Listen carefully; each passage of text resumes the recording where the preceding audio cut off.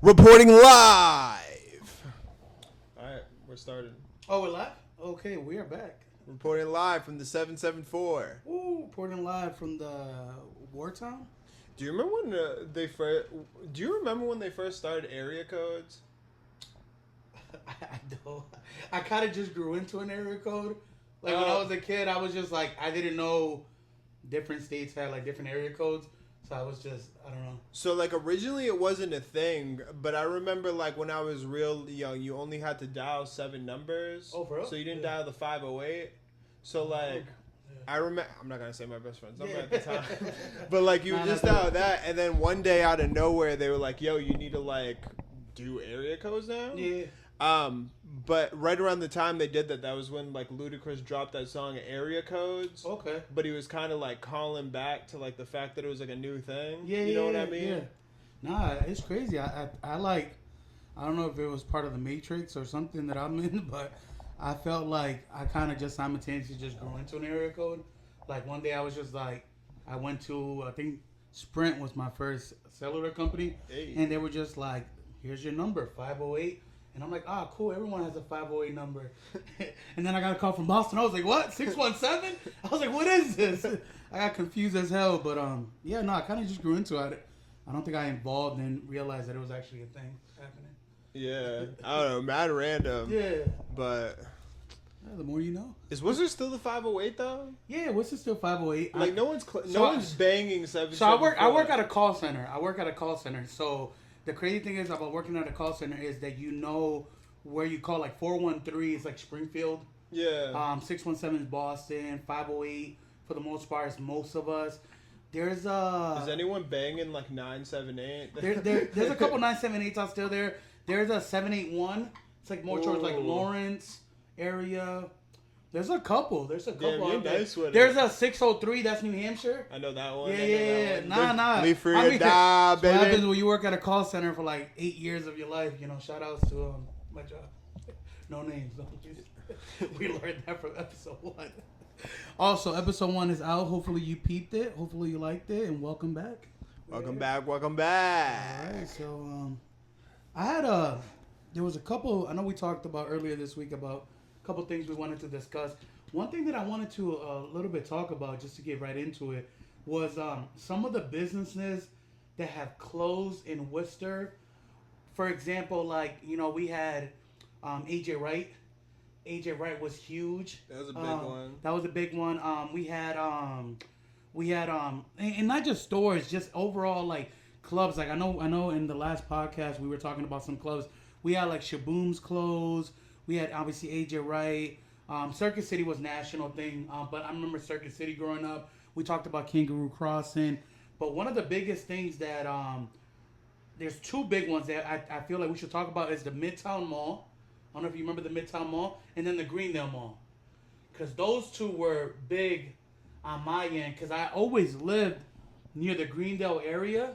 Like I lived in Great Brook Valley for most of my part, so I was never really out in the Arbor Mall section, or Solomon. Solomon was like in Marlboro, so that was way out of my reach. But Midtown Mall was like early peak. Like that's like me coming back from Rhode Island and moving back to Worcester. I don't remember much, but I remember the food court, the Foot Locker, the 2 floors, the open landscape, like the glass.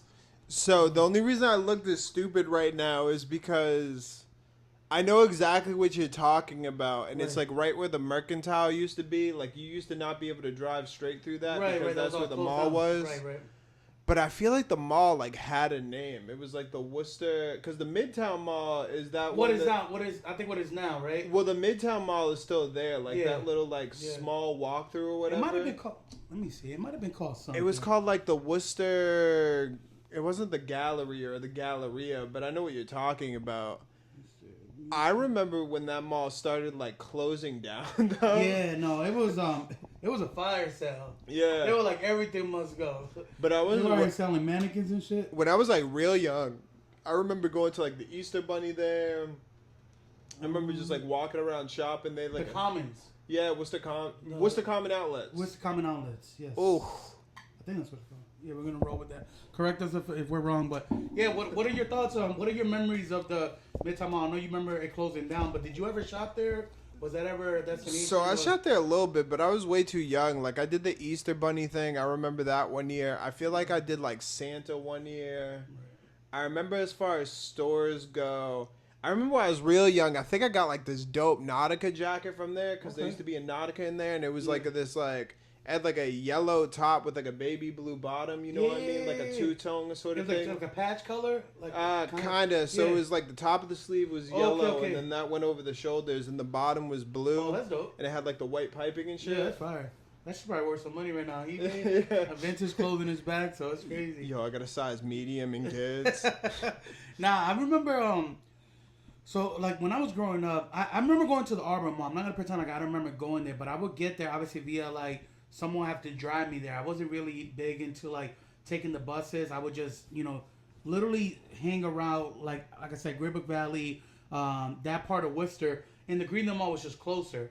So the Greendale Mall, the bus would drop you off on top of the bridge, and you have to walk down the stairs. Yeah. And then you have to go across the whole parking lot. And at the time, you had like World's Gym, you had Best Buy, Gold Gym, Greendale, right? Yeah, Greendale. Was it Gold Gym or World Gym? It was that big gym near Best Buy.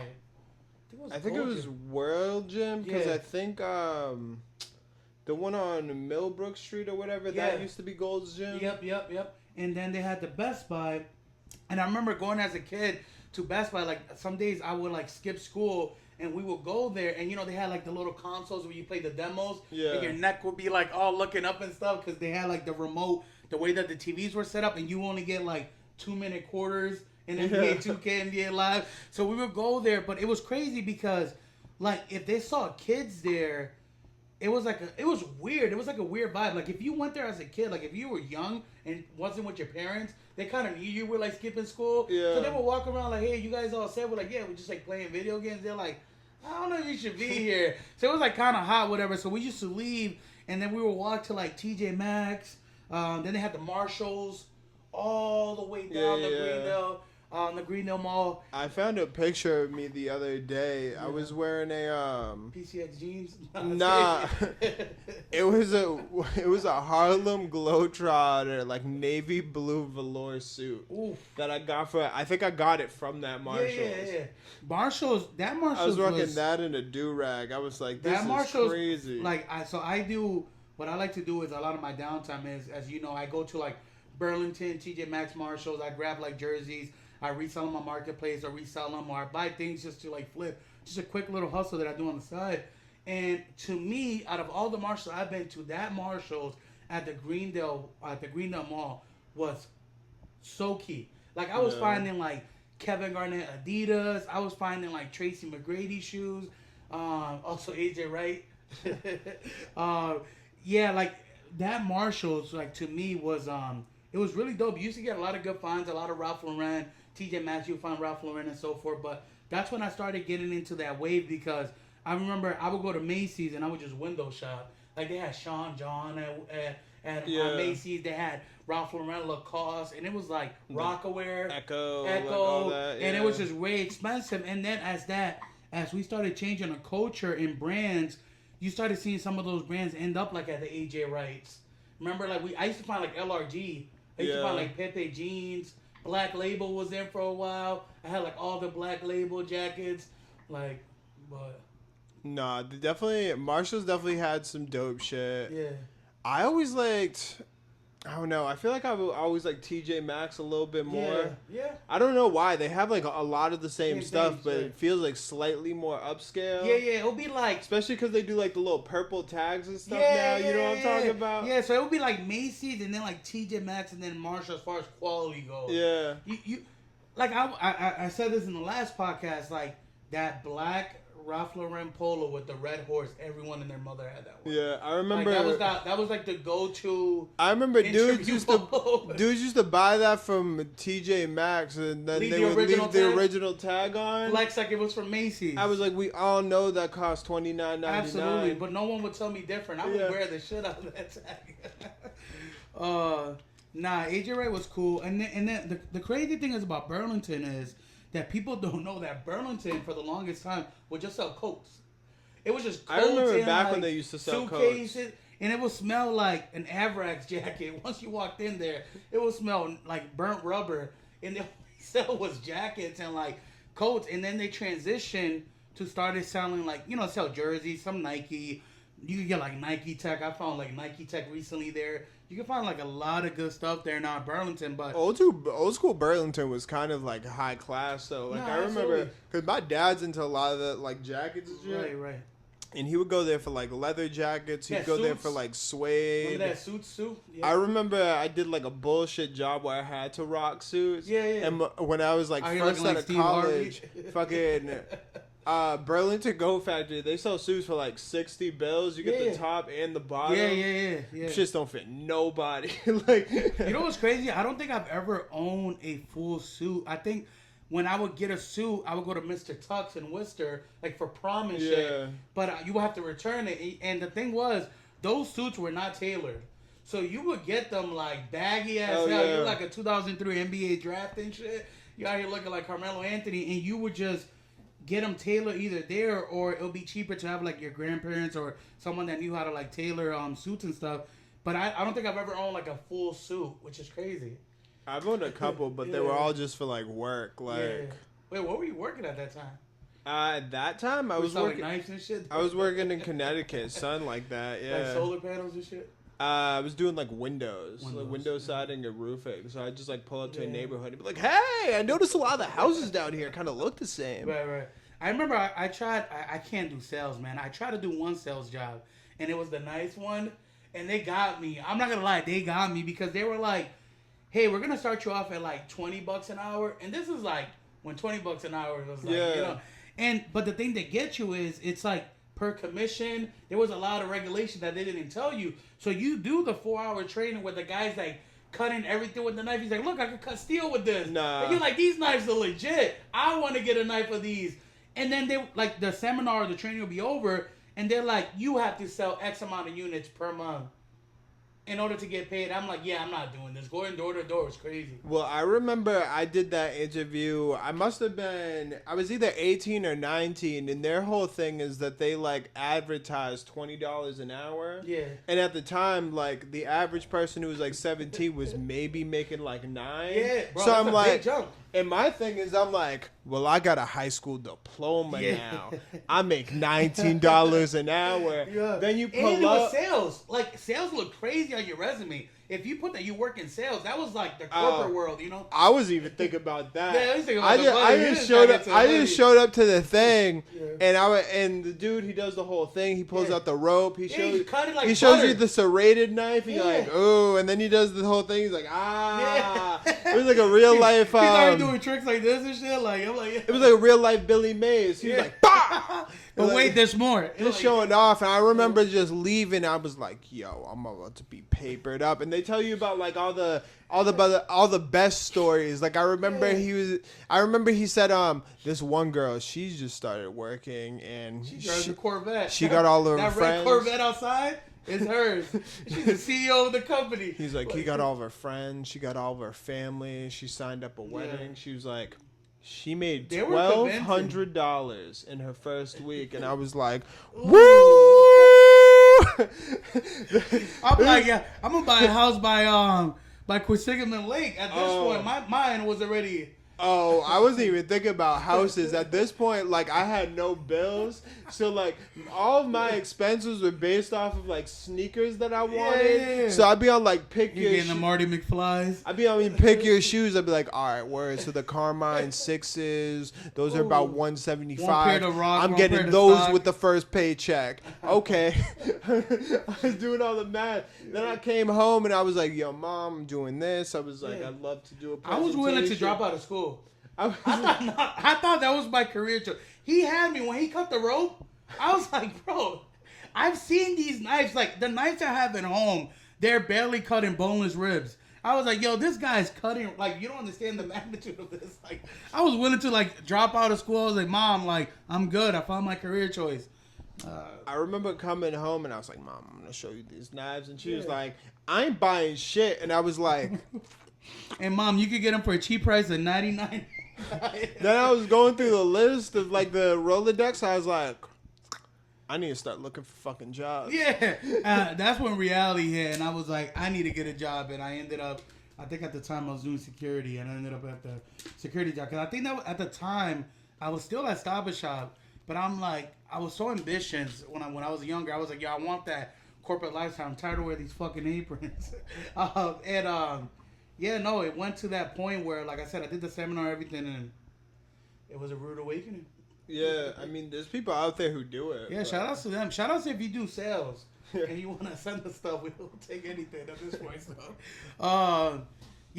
So going back to the stores, man, like I said, AJ Wright was huge at the time. I remember they had the layaway program, and layaway was clutch. Layaway is one of those things that you were embarrassed to admit to, but once you did that last payment and you would pick it up, you would realize that that particular brand that you just bought is no longer in style because it took you 6 months to pay it off. I remember I got like 5 black label jackets, and black labels were in. Like, these were like expensive jackets. I don't even think they were like a worldwide brand. I don't know too much about the history of the brand. But if you have black label shit, send it our way. But I remember grabbing black label, like 5 jackets. And by the time I finished paying that shit off, no one was wearing black label. So I just had 5 black label jackets in the middle of the summer. Because I started my layaway in the winter. He started paying it off last week. Yeah. Hey, we got 5 black label If you're a jackets. size 4XL, let me know. I got you. Like, I got the plug. But it was crazy because at the time, like I said, by the time you finished paying it off, fashion, like, we were living in that era where everything was like trending. Like, I remember girls that were wearing like apple bottom jeans, baggy jerseys. You remember the salon, the fucking Chinese slippers? Yeah, you know the Chinese slippers. Oh my god, bro.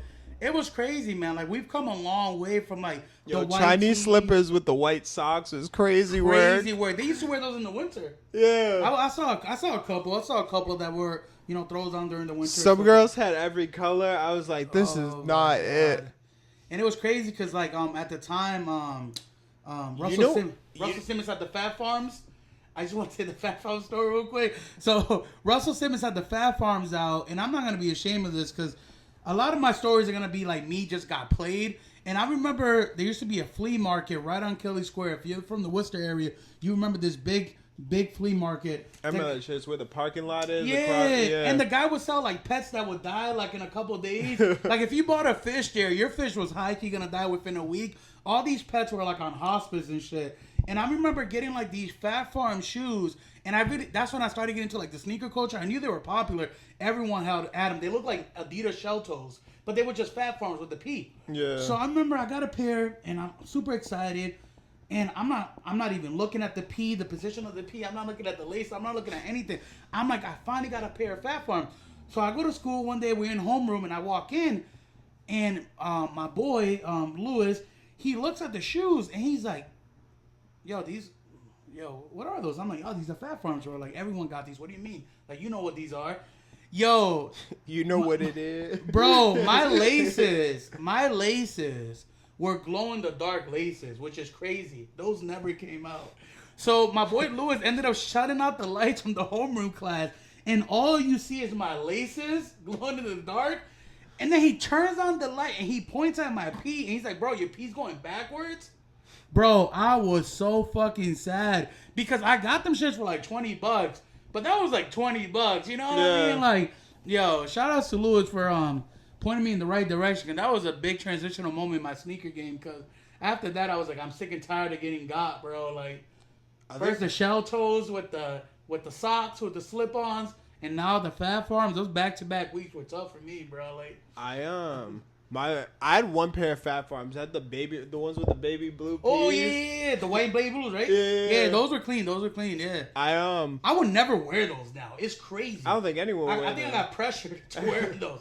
Shell toes, like they were hot for like a minute. Because it was the whole Run DMC era. Because I remember Run DMC had the shell toes, and they had like the Adidas jumpsuits. Like, those were big when I was growing up. I remember shell toes were hot. Maybe like I want to say like 3rd or 4th grade. There was one year where like dead ass like every kid had them. Like, and if you had the crispy white ones, you were him. But everyone had the black and white ones because they were like easier to clean and they didn't get as dirty and shit. But yeah. I think I don't know. There was a couple dope ones though. But nah, shell toes my feet are way too wide to be doing shell toes. It's like Chuck Taylor's. I can't wear Chuck Taylor's. Yeah. Like, my feet. Shout out to people that like. I know why people do like deadlifts and work with Chuck Taylors. Yeah, because they of their do great fat. for that. Yeah, but like wearing those just like real casual. I remember the You got some first strong feet. The first pair of like dope shoes I bought, I didn't even know because like I wasn't into like sneaker culture yet. But my mom used to take me to like Sneaker Rama or whatever. Oh yes, right Still on there. by Lake Ave. And I don't know if this has always been the case, but now like they specialize in running shoes. Like Wouldn't they like measure your feet to the exact like they would mean, study your feet kind of? if you're doing it was running- on some like scientific. If shit, you're doing like, running and shit, they'll do that yeah. high But key. if they see you don't run, they're like, yo, just get this nigga some running. But I was going in there with like school mind, so I was like, yo, I want Air Forces, I want this, and the guy was like, he's like, you might want to go to like Foot Locker. Yeah, he's like, we got running shoes. So anyways, I got was like, Pegasus, Lunas, like. I was like, anyways, who cares? I'll just get these shoes. And it was like a pair of like all white shoes. They were like kind of shiny. They had like baby blue bottoms. And I was going to the Boys and Girls Club at the time over the summer. And I pull up and everybody's like, yo, where did you get those? Yeah. And like at the time I was like, I guess I just picked like cool shoes. Ha ha ha ha ha. Yeah. In retrospect, I realized that they were pennies. Oh, they were? Yeah. Oh shit. They're basically like foam posits, but they were like white tops, navy blue bottoms. Oh shoot. I had no clue what the hell I got. I Yeah. just picked a pair of shoes I thought You were lucked cool. out. You lucked out. I think the toughest decision, like something like that, was I remember once my grandma, she took me out shopping. I was doing really good in school. I don't know how, but she took me out shopping, and I really wanted my own console. I think I told you this story, and it was between an Xbox and a GameCube. Yeah. And She's out here holding them like the no, Matrix. No, yeah, it was like a red or blue pill, and I remember to this day, like. I knew the Xbox how popular it was. I knew I should have went Xbox. Like I knew it was always PS, it was always PlayStation and Xbox. But I saw the GameCube and I saw that the discs were like this. I'm like, yo, this is pretty innovative. Like this might be the future, bro. Worst mistake. Shout out to GameCube. Like Nintendo, I had Mario all the Party, Nintendos. Super Mario Sunshine, Yeah, if you have Super Nintendo Mario stuff, Galaxy. send it our way. And I love GameCube now.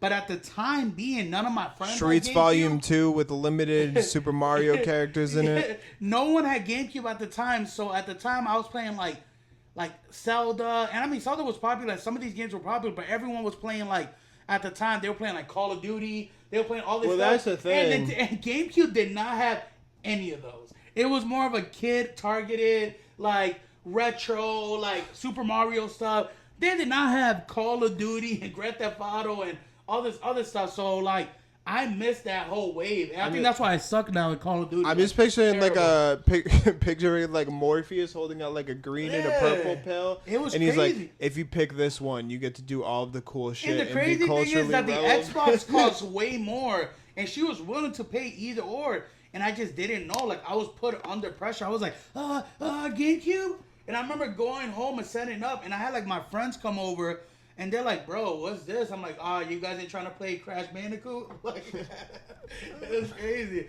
They're like, we're here for Grand Theft Auto, bro. But yeah, man, those were tough, man. But shout out to you. You made that right decision on the sneaker. I would have chickened out. What? I would have like done some shit and ended up with some fake Fat Farms or something. I had no clue until like years later. I didn't realize until I got till the phone pauses started popping, Yeah. and I was like, "Oh, I used to have these." He's like, I've been had these. Yeah, but then I didn't really know about sneakers. In elementary school, it wasn't a thing. Then I remember in middle school, that was when like it really started like bubbling up. Like people like, "Oh, he got the 7s. Oh, he got the 4s. Yo, I can't wait till these come out." Da, da, da, da. And then you learn like the Jordan chart and everything. You know what I mean? Yeah, 23 is back. Shout outs to them. But I remember, I think I really got into like the calendars of shoes once when I think we talked about it, episode 1 when I started getting the East Bay magazines, because the East Bay magazines would tell you what was out. And this is before technology, so you would read a magazine and it would tell you all the retros that were out. It will tell you kind of like how you could order them. And I remember I was so tempted. Like I was like, I'm never gonna be able to afford these at the time because I wasn't working. But that's when I really started tracking shoes. 23 is back. East Bay, just kind of word of mouth. People would talk about it like, hey, yo, they're coming out with these this year, and you were like, oh, that's crazy. I'm so getting those.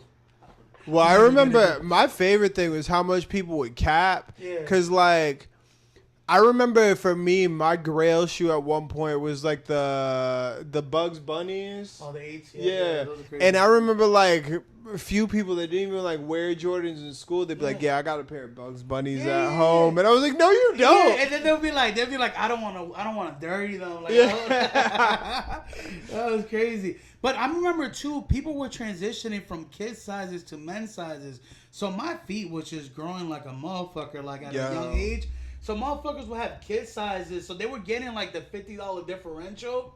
You remember this dude Lewis used to have kid sizes? Yo, Lewis had every kid size. He was like 18. I was 5. sad, bro. Yo, he had heat too. And the thing about kid sizes is they drop like colorways that never hit adult sizes. I think my biggest thing is just the price point too. I was like, damn, dog, you got the fours that they're light not, up. like selling out as men's sizes are. Like they might be a little bit more. I mean, you're competing with females and other kids, but the men's size, like my size, like I've always had a popular size. I felt like I was a size 10 for the longest time. I went 10 and a half, and I kind of dabbled in an 11 a little bit, but that was like a very popular size. You know what I mean?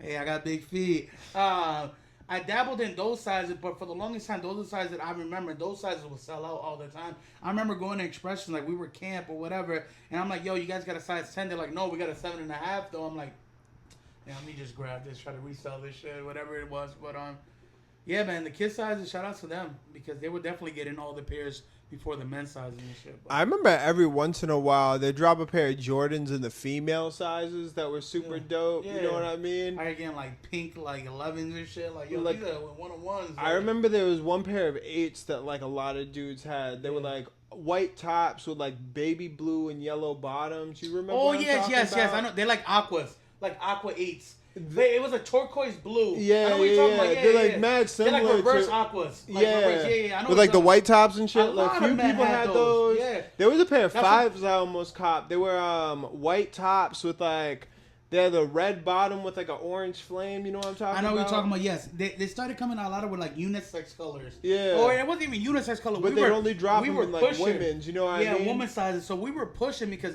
as everyone knows, women's size you have to go a full size and a half up. So what we were doing, we were grabbing the big sizes out the doors quick. Yeah. And us guys, we were wearing those. You're right. There was definitely a few colorways that were definitely that were designed for women, but a lot of guys were wearing, like it was a free fall. Every once in a while, they drop some fire ones, like yeah. But I never made the switch. I couldn't get down with all that. But no, we stay in the men's size. Yeah. Nah, man. But no, going back to some of those stores, like I said, AJ Wright was big. The Greendale Mall closing was. Everyone knows about the Greendale Mall. Like, all right. So one thing that I've noticed is I knew. But I'm the Greendale Mall closed. There was. I knew when by the time the Greendale Mall was closing, you knew they were closing when the Old Navy was like the main highlight of the store. At that time, Best Buy was already like closed. People would just go for the TJ Maxx. They were holding strong. The TJ Maxx, they were holding strong. They were holding down. Best Buy was holding it down. The food court was gone. Nah, they had actually the food court had the spot. Mexican spot, and the Mexican spot's over at the Auburn Mall. Yeah. That Mexican spot is legit. Smack. That is like legit Mexican food. Yeah, it's smacked. It's smacked for a food court. It's smacked. But I remember when they used to have like Master Walk, and they changed Master Walk, and they changed it to like some other Chinese spot. Yeah. And then they had like the DSW downstairs. They had that weird elevator. Yeah, it was like that. I mean, the stairs weren't even that steep. Like I was going up those stairs, but yeah, I remember. But the biggest store that was revolutionary for you to get bullied was PCX. Yeah, PCX. If for those that don't know, it was just like a the pocket change exchange. Was that what it was called? That's what it stood for. Like some like stock exchange trade or whatever. Like, I remember when the Worcester. I knew the Worcester Common Outlets was going out because I walked through and I remember at one point like one of the 3 stores was a PCX. And I was like, it's like once you start seeing Spirit Halloween, you know shit's about to close. Like I was like, how are there 3 Spirit Halloweens? If there's a PCX at your mall, you might want to do your last shop at your mall's hiking. Nah, you know what the telltale sign for like a mall closing is? It's like those cell phone spots, or when they have those little things you can ride, the little, you know what I'm talking about? They have like those little toys you can run and ride around. If you have more than one spot that's selling cell phone cases or fixing phones, if you have more than one spot that's like selling like the those like Chinese, you know it's like the pictures with like the waterfall. Oh yeah, I know. You can only have one of those in a mall. If you have more than one of those in a mall, I got bad news for you, buddy. I got bad news. When there's more kiosks than actual stores, your mall's closing. Your mall's closing. When you see the security guard outside smoking a cigarette, just dressed as fuck, the mall is closing. That shit is closing. But I mean, I feel like, to be honest, I feel like malls in general, I would say a couple years, and I think we're done. Like, everything is online now, man. With Amazon and shopping the way that it's conducted now, like, don't get it twisted. Maybe we're still far away from, like, a lot of malls closing, but I know here in Worcester, Greendale Mall is obviously closed. Solomon Paul Mall, I went there recently. And I'm like, how is this place still open? I think they're doing all right, but Solomon Paul Mall is they have the Apple. The Apple store is holding that fort together. Well, it's not only that, but they've been doing a good job with like keeping like entertainment in there. So like if you're like imagine if you're like a teenager though, and you went there, like they have like a small arcade, they have mini golf, they have like a few things like that. Right. Then they also have a million of those like collector shops. Yeah. Like the only thing about Solomon Paul Mall is that they used to have like a Olympia. Remember Olympia Sports? They closed that there, and I think they only have a Finish Line now. They don't have. I think they closed Olympia everywhere. That store sucks. That store definitely sucks. That store is I had terrible. a massive plug there, Laura used to hook it up. She was like my plug. Yo, not for nothing. I don't want that. I don't want that promo. What? If we get sponsored, Olympia, you can keep it. Oh yeah, I mean you can send me some stuff. Olympia had name brand stuff. Just send it to AB, not KC. I'm not being associated. Nah, I'm taking all free advertising, all free merch that you guys got. But no, the thing was about Solomon Paul Mall is that a lot of these stores they ended up closing. I get what you're saying though. If you're a younger demographic, like they have like a resale store that they sell like shoes and stuff. Shout outs to them. It's pretty cool in that aspect, but I went there like on a Friday and they were having like a live concert and that shit was pitiful. Like that shit was terrible. I was like, why is there a live concert right now at the food court? But yeah, man, I don't know. I feel like we're gonna transition eventually to a future where there's just gonna be like no malls. I feel like a lot of the things is gonna. I mean, I always feel there's gonna be retail stores. Maybe there's gonna be like more little plazas and stuff like that, but actual malls, I don't know, man. I mean, I think there's some malls that are really good. Like if you're from the Providence, Rhode Island but area, like that mall has been holding the fort. That mall's also 4 floors. You know what I mean? And that mall is positioned really right in the center of the heart of Providence. Like I thought they closed. Did they close? No, downtown mall. No, that's open. That's I thought they were doing something with it. Nah, that's up and running. They got the IMAX theater. They have Dave & Buster's. They have everything. No, that's up and running. That's hot right now. Shout out to Providence Place Mall. No, that place is hot. What's that? Okay. I could have swore I saw something. Nah, trust me, that mall won't close for a long time. There's so many stores, there's so many revenues, but yeah, the Greendale Mall was not 4 floors. They have like a weird business thing going on. Yeah. Apparently they like owe mad money on like a lease or something. Oh shit. It's probably like the Boston market. So I was watching this TV series over the weekend. It's about Vince McMahon, and we were just talking about wrestling yesterday, about how big wrestling was growing up. We talked about the Attitude Era, the Outsiders, at NWO. And anyways, I'm watching this past weekend, and dude, wrestling was dark as fuck.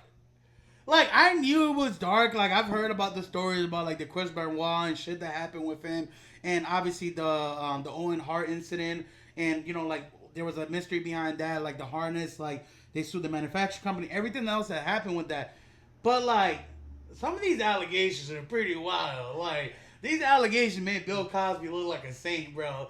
Like, it was pretty bad. Like, Bill Cosby, R. Kelly, like, P. Diddy, and like Vince McMahon. The Mount Rushmore. We're throwing away mad merch right now, mad sponsors, but I'm gonna tell you right now, that shit was insane. If you haven't seen it, go check out shout out to McMahon. I feel like Vince McMahon ain't getting the same heat though. Nah, he's definitely not. He's chilling. Like, it was crazy because like they were definitely trying to tarnish his name. Like Netflix, shout out to Netflix. If you have Netflix merch or Netflix, you want to sponsor us. He's shout like, out to us. we used to have somebody But, on our show running around calling boobs puppies. Yeah. He's like, you're gonna try to cancel me? It's crazy. Like they were doing like blackface.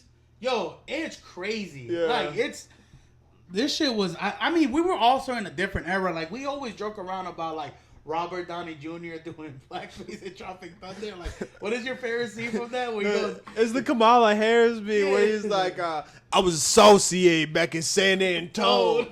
Gotta color up them green. dude, it was crazy. They were This is doing so like, stupid. They were doing like blackface. Like John Cena was rapping, and one of the raps he goes like. He's like, I'm the master of thugonomics, and I was like, what are we doing here? Like, it was a different era. Like, obviously, like sexuality and like. Well, that's where Tupac got his degree in thugging. Yeah, he did. He did. Shout out to Tupac. Professor John Cena, Certified thug, like certified thug. certified lover boy. But yeah, no, definitely a good watch. It definitely opened my eyes a little bit about the other side, the business side of it. But it's a really cool documentary. And shout out to Vince McMahon, because even though like eras were changing, he found a way to make his business boom. Like he found new wrestlers, he found ways to be innovative, he found ways to push the envelopes, and he definitely took risks. But he was a good businessman. Like the WWE, it changed from like the WWF to WWE, and then they had that merge with UFC, and then ended up being co-parent companies, and then eventually he just resigned because the allegations were just they kept piling up. For some reason, They for just kept piling up. some reason, They kept piling yeah. up. But it's a good watch. Definitely, if you have Netflix or if you're sharing Netflix accounts, definitely go peep that. Also, huge shout out to the WWE divas. Yes, big shout outs to them. They were definitely. I remember when I first started. Ooh, some of my like earliest Trish Stratus. Sable. I remember when I first started Sable. Ooh. Oh my god. Ooh. And it's crazy because they talk a lot about that at the time. Yeah. China's crazy. That's too much for me. It's too much woman for me. But I know shout outs to the divas, because at the time, for the longest time, they weren't getting like the recognition they deserved. And a lot of these girls were like crazy athletic, bro. They were getting recognition. Nah, they weren't getting recognition for the wrong reason, but they weren't getting recognition for like their art, like their actual like athleticism, or like how good wrestlers they were, because they were good female wrestlers. No, it's fine. I mean, they weren't no Hardy Boys, but like they were good. Yeah, I feel like 10-year-old me wasn't Didn't really appreciate wasn't really great Didn't at appreciate their appreciating suplex. art. Yeah. Didn't appreciate like their maneuvers around the ropes and stuff. Like, yeah. My guy was some of them were like the Caitlin Clarks of wrestling, if you really think about it. Yeah, I mean, shout out to them. Nah, Lita used to do a thing, low-key. Lita was good. Lita, I forgot about Lita. Lita was definitely, she was with the Hardy Boys, right? Yeah. What, weren't both of them trying to get at her? Something like that? I don't know. I think she messed up the Hardy Boys, man. And then they started separating. She was Yoko Ono. She was out here splitting great stuff. Like, she was out here like bread, splitting peanut butter and jelly. Like, it was crazy. But no, it's a good TV show. Good watch if you don't have anything to do in your downtime. Not while you're at work. That's crazy. Yeah, if you're watching TV at work, please stop. Yeah, please don't do that. We do not condone that here. Like, you need to be at work. Like when you were, yo. We ain't doing that. Nah. We ain't doing that. Nah, real quick. Wait, your recent experience with trying to apply at Securitas. What happened with that? Oh! Please, because I know this is going to get you mad, which is so funny. But please, just explain. You got to explain, because it's perfect. It's so, It was crazy. What were you were just trying to... So I applied to like Securitas, and anyone who knows who's like worked like a security job. Shout out to Securitas. It's like a good company though, but some of the posts just suck, but like some of them you're legit at like an office and you just like sit at a desk and like downtime. It's well known that like people do like homework, they read books, going to school, whatever. yeah. And like the thing about Securitas is like they are always in a hiring struggle. Right. Like they are never not hiring, and they're never not hiring everybody. Right. Yeah. So I ended up calling like a couple weeks ago because I was like, here's the deal. I want something where I could do a little bit of work on the side, go to my post, I'm super reliable, whatever. And the lady's like, yeah, unfortunately, if you're going to work here, you can't really be doing homework or reading books, because if you're doing that, you're not really observing And in reporting. reporting. And I was like, okay, whatever. Yeah. And then I was like, okay, well, I'm also looking for like a specific type of shifts. I think I was looking for 216s. I was like, I'll just forego my weekend, Right. stack up a bunch of bread, and then during the week I could do whatever. 32 hours, I'd be chilling. And she was like, yeah, we don't really do that anymore either. Yeah. And I was like, I said one more thing, and she like shot it down. And then she was like, but what I can do is I could get you in contact with a recruiter. Right. And I was like, oh, After all the stipulations. I was so pissed because like clearly I was looking for something. And like at the end of the day, she was just like playing the game that most like corporate entities play, Right. where they're like, hey, you're not supposed to do this, but they know damn well everybody's doing it. Right. I was so pissed. Yeah. No, I believe it, man. I believe it. Like I said, man, it's yeah, definitely while you're at work, you know. Be Yeah, overachiever. don't. Be an overachiever. Dedicate your life to the job. Yeah. That should Remember be. that meme? Remember that meme? Maybe if I come in on time and I work extra hard and I And stay I don't late, use any of my yeah, I use any of my PTO time. I might be a supervisor, might and it's the get guy painting his face like a clown. Yo, shout out to him, bro. No, that's why I do this, because I take corporate work very seriously. Yeah, this is a very professional line of business. It's not overly flooded by a lot of people. But yeah, if you run a company, honestly, be real with yourself. You know what I Yeah, mean? right, Like right. if they were just like if they took this If position, they had hidden cameras in these posts, some of the shit that people are doing while working security is I crazy. remember I used to I work. remember when I was working at my job, I saw the dude. So the dude was like behind a glass. And we used to walk in. We had to scan our badge to get into the building. And the guy worked for Securitas. So the guy, he has a dress-up shirt. So one day I forgot my badge. I had to go next to the window. This motherfucker was wearing N1 basketball shorts with the dress-up shirt. Because he never had to leave the cubicle. So he looked like he was dressed up. He had like Nike slides on. I was like, how? He was wearing baby blue N1 shorts. I can't make this up. That was bad And, funny. I mean, he was working overnights too, but it was crazy. this Like, motherfucker was doing COVID before COVID was a thing.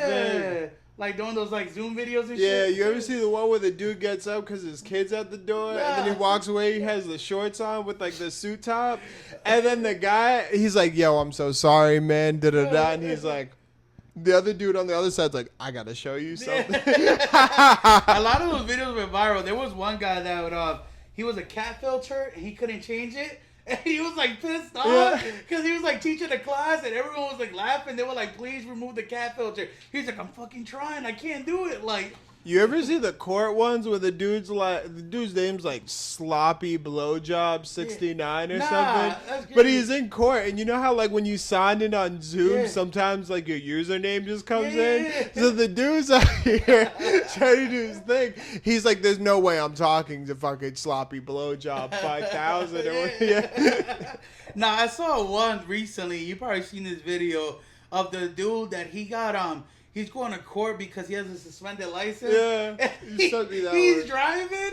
Yo, that shit was crazy. Oh my god.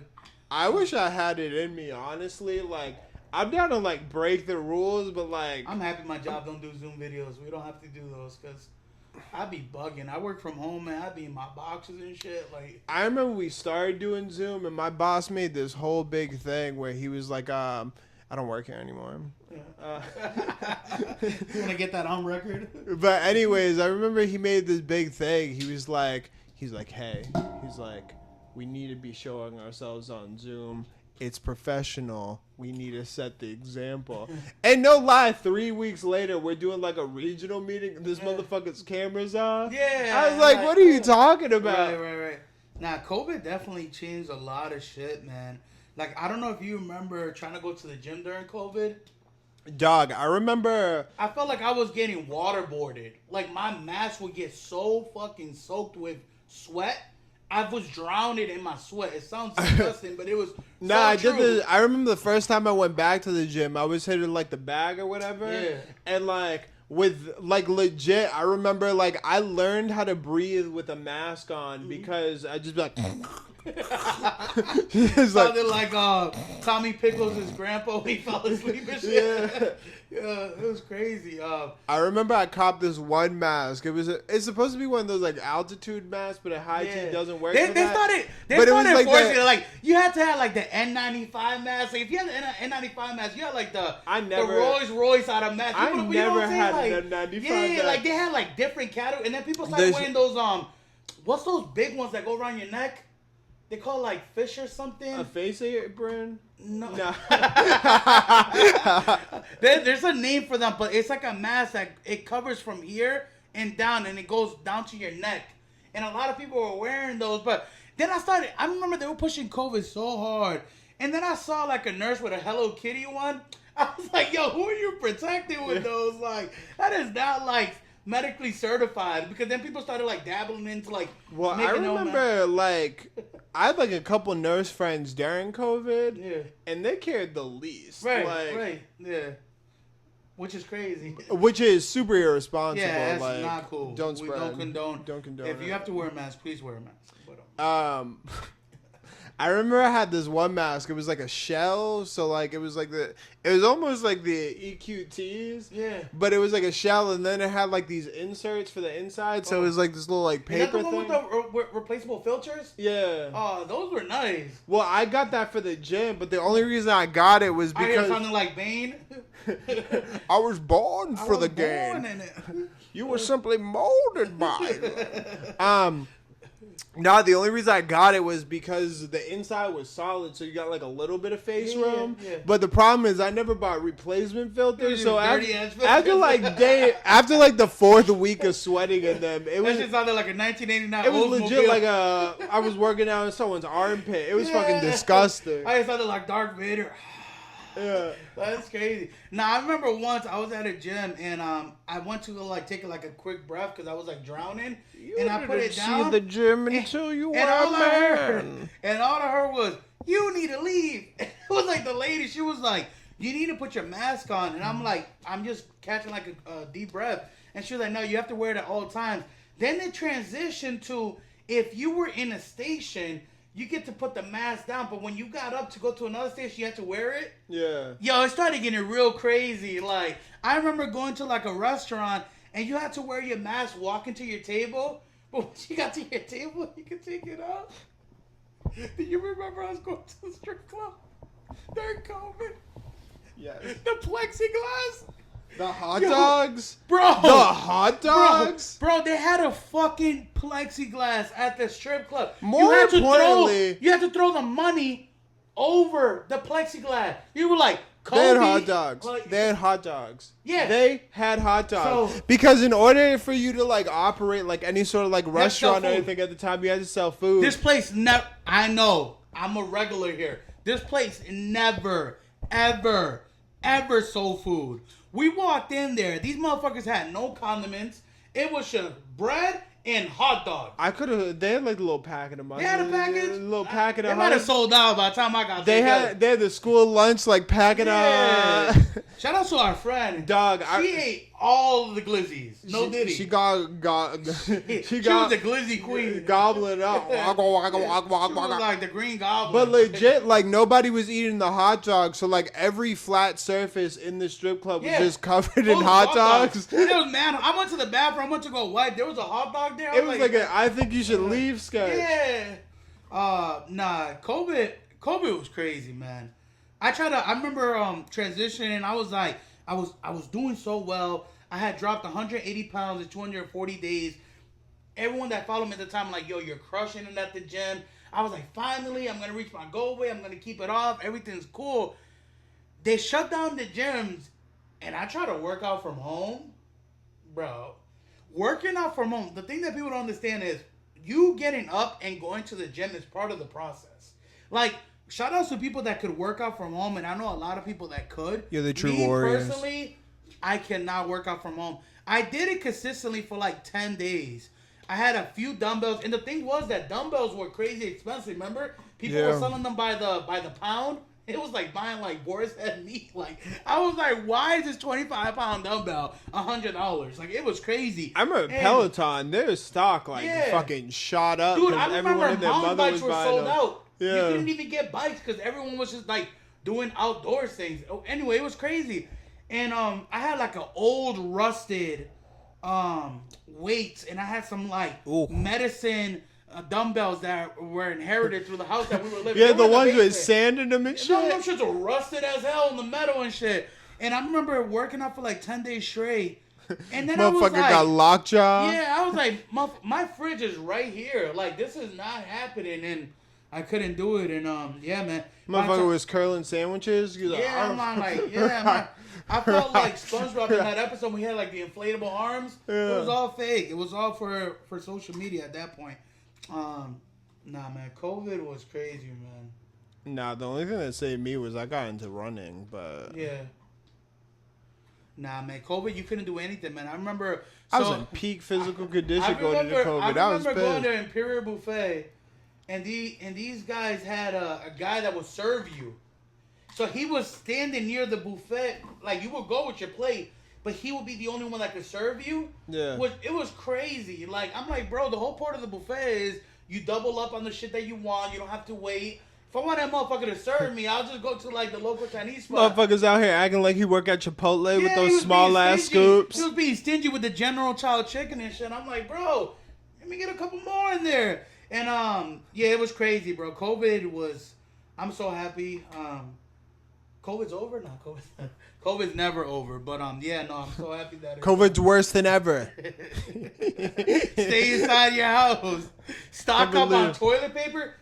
Bro, Yo, I'm not gonna lie. I was making pretty good money during COVID. I had my Etsy shop at the time, and I remember what you doing, mask? I was doing masks, but the thing was, my Etsy shop was based around like music festivals because I was going to them at the time. Right. So like I had like my little cricket, and this was before COVID.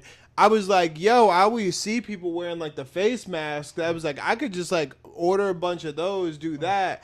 I remember I had an order in for 200 like cotton face masks. Yeah, because people couldn't even find masks. Well, I ordered them before COVID, and then my order got shut down because of it. So I had like 200 masks coming in, and then COVID started. I was like, well, I was finna do this anyway. And now COVID was crazy because COVID was the your boy wrapped up. My Etsy shop was popping. Yeah, COVID was the only reason why motherfuckers wanted to be clean all of a sudden. People would start washing their hands after eating, before eating. Nah. I mean, you should have been doing this. I remember People would do, motherfuckers the were extra Lysol shit. in their groceries and Yeah. shit. I was like, what are you talking Yeah, about? people were literally like cleaning their groceries coming from the supermarket. So shout out to my grandpa. He didn't like, obviously we were all in the beginning stages of COVID, so we didn't really know what was going on. My grandpa was taking off his clothes like a hazmat suit. So he would get from outside and just walk in his boxers and leave the clothes in the garage because he thought they were contaminated with COVID. I mean, it was just crazy times. Like, there was like rumors of how COVID would get spread. Remember they started saying like, didn't like animals in the zoo had COVID? There was like a chimpanzee with COVID. Bruh. It was crazy. Like, I remember. You remember where I used to live in Philly? It was like a poppin' place. Yeah. I remember like during COVID, that area was all boarded up, and it was just like there was nobody on the street for dead ass 3 weeks. I swear to God, I was living in like I Am Legend. You like, could get from Worcester to Boston in 30 minutes. Yeah. At the time, there was no traffic. I remember because at the time prior to COVID, I was flipping furniture. So I was grabbing free stuff. And then during COVID happened, a lot of offices closed. So I was getting those office chairs. I was getting like those office tables. And I was telling them because everyone was transitioning to working remotely. Office chairs were flying because not everyone had those at the crib. Yeah. People were working at an office and now they're working from home. So those things were selling. And I remember I would drive to Boston. If I drive to Boston on a regular day, it's 55 minutes to an hour. It was taking me 30 minutes. There was no one on the highway. Everyone was transitioning, either working from home. A lot of people got laid off. A lot of people connected unemployment. Like, there was no one on the road. I wish I got laid off. I wish I would have done the unemployment shit. Fuck. That shit was crazy. In retrospect, I wish I went to my company. I was like, look, Yo, my company gave me the option. They were like, you could take unemployment and you could come back when it's over. Like, we'll be here. But I was so scared. I wanted to be an essential worker. Congratulations. Thank you. You played yourself. Yeah, absolutely. It was crazy, man. Like, but I know motherfuckers that were like living large. Motherfuckers had like motherfuckers in Jamaica and my shit. boy worked at Walmart, and he was making like a killing because they were giving you the extra hazard pay. They were giving you the unemployment check and then an additional check. So they were like double dipping, and my friends were chilling. That's when everyone was buying like Jordan. That's what we talked about episode 1. We were selling like Nike ACG sandals because motherfuckers had the money. They're like, I'll take 3 of those. Yeah. I'm like, it was crazy times. It was a vibe. If you didn't make money during COVID, I don't know what to tell you. Because even me working, not collecting unemployment, I was making money otherwhere. Like I was reselling shoes. I was hustling furniture. Like I was doing anything. That in the stimmies? In the stimmies? So my stimmy, I had to wait till I had to file my taxes. So I got it all together in one big chunk. For some reason, like everyone was getting their stimmy but Stimmy me. Turner. Nah, everyone was getting their stimmy but me. Stim Tebow over and here. I remember, like, my boy was like on his 3rd stimmy, and I'm like, bro, I haven't even got one yet. Like, I was panicked. I'm like, this is so whack. I'm an essential worker. No one cared. I was like, I'm an essential worker. Like, where's like my essential benefits? There was none. I remember my cleaning lady at the time at like our office, because I still went to the office during COVID because my shit was like a block away from where I lived. Right. I remember my cleaning lady came in one day pissed. She was like, dog, they got me back here working. She's like, I was making more money at home. She was like, because they were giving me the extra $600. She's like, why am I here? She was like, legit. She was like, you are the only one on this floor right now. I have nothing to do. You were like, yo, you need to refill on those K-Cups. He said, yo, we're running low on paper towels. I was like, well, that bathroom. He was taking the paper towels home. Nah, it was crazy, man, because I remember he was not taking paper towels home. He would never do that. Yo, visiting nurses during COVID. If you were a traveling nurse, you probably own a house by now, because just on the money you were making from COVID. Like, it was disgusting. I remember my cousin showed me a contract. It was dead ass like. I remember this girl was making $250 an hour or something. This girl was making like $8,000 a week. Yeah. And that's on the low end. And it was crazy. And then they had like their nurse strikes. I know in St. Vincent Hospital here, like they were on strike. So like if you were a nurse, like it was like a hot commodity. Like it was crazy. Plus nurses are fine as hell.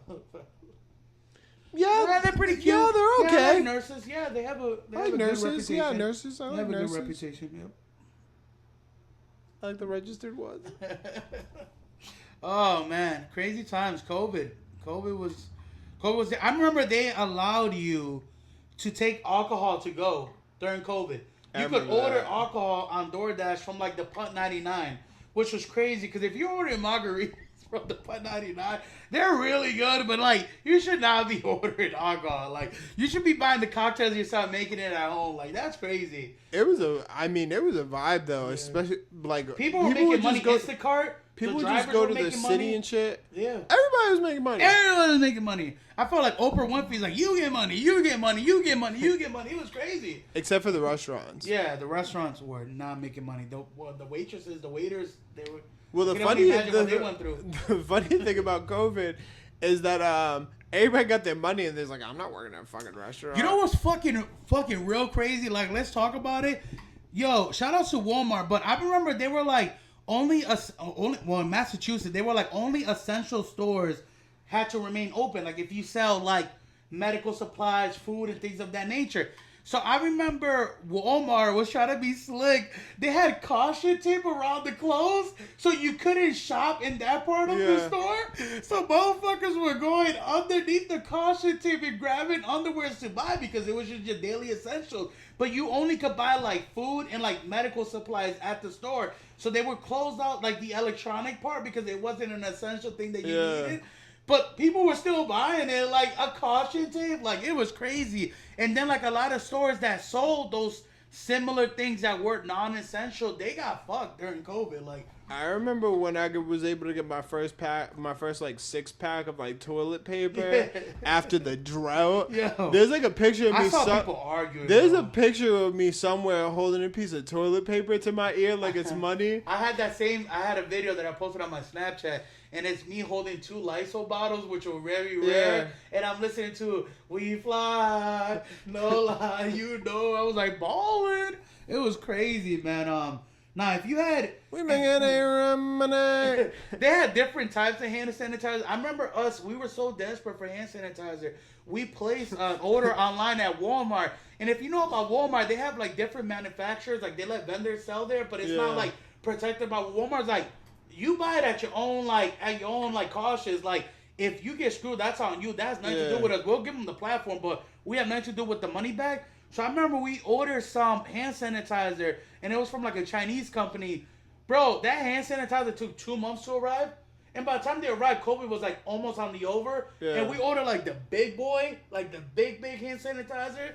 Like, it was crazy. Y'all ordered it from Bed Bath and Body Works. It was crazy, bro. Y'all running around smelling like pomegranate.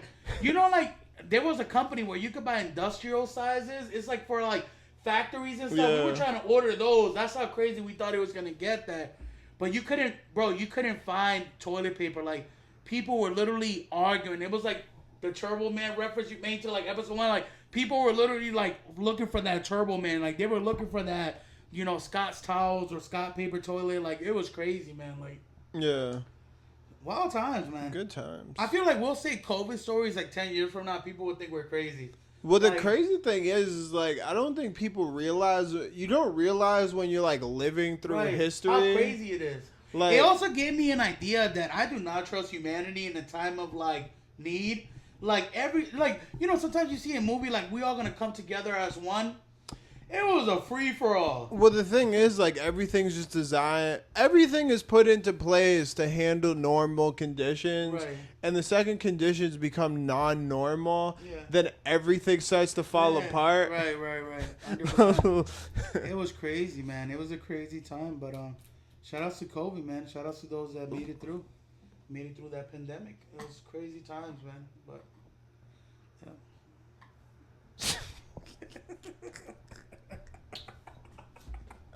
cheers, man. Cheers to COVID, man. It was a crazy time, man. Well, that was wild. Yeah. Shout out to COVID. Yeah. Shout out to my dude Gucci. All right, I'm going to pause it. Yeah. And we're back. Yo, actually, someone sent me a video today. It was, I know we said we were going to talk about dating apps, but... Did a video of Vince McMahon?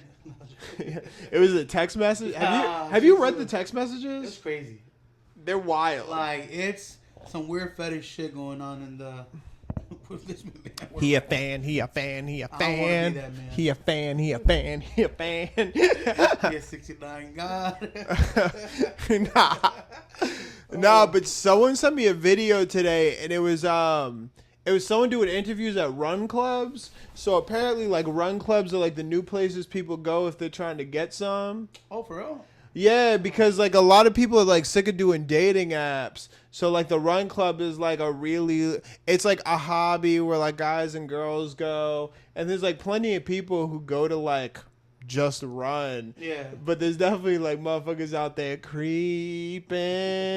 Damn, man, I've been missing out, man, because I know some of these dating apps, at least for me, there's a couple that have been really faithful to what I'm looking for and have come in the clutch.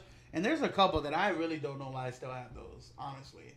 I don't do good numbers in certain of them, but some of these I do really good numbers. But well, I feel like the one that I perform the worst on is Bumble. Bumble.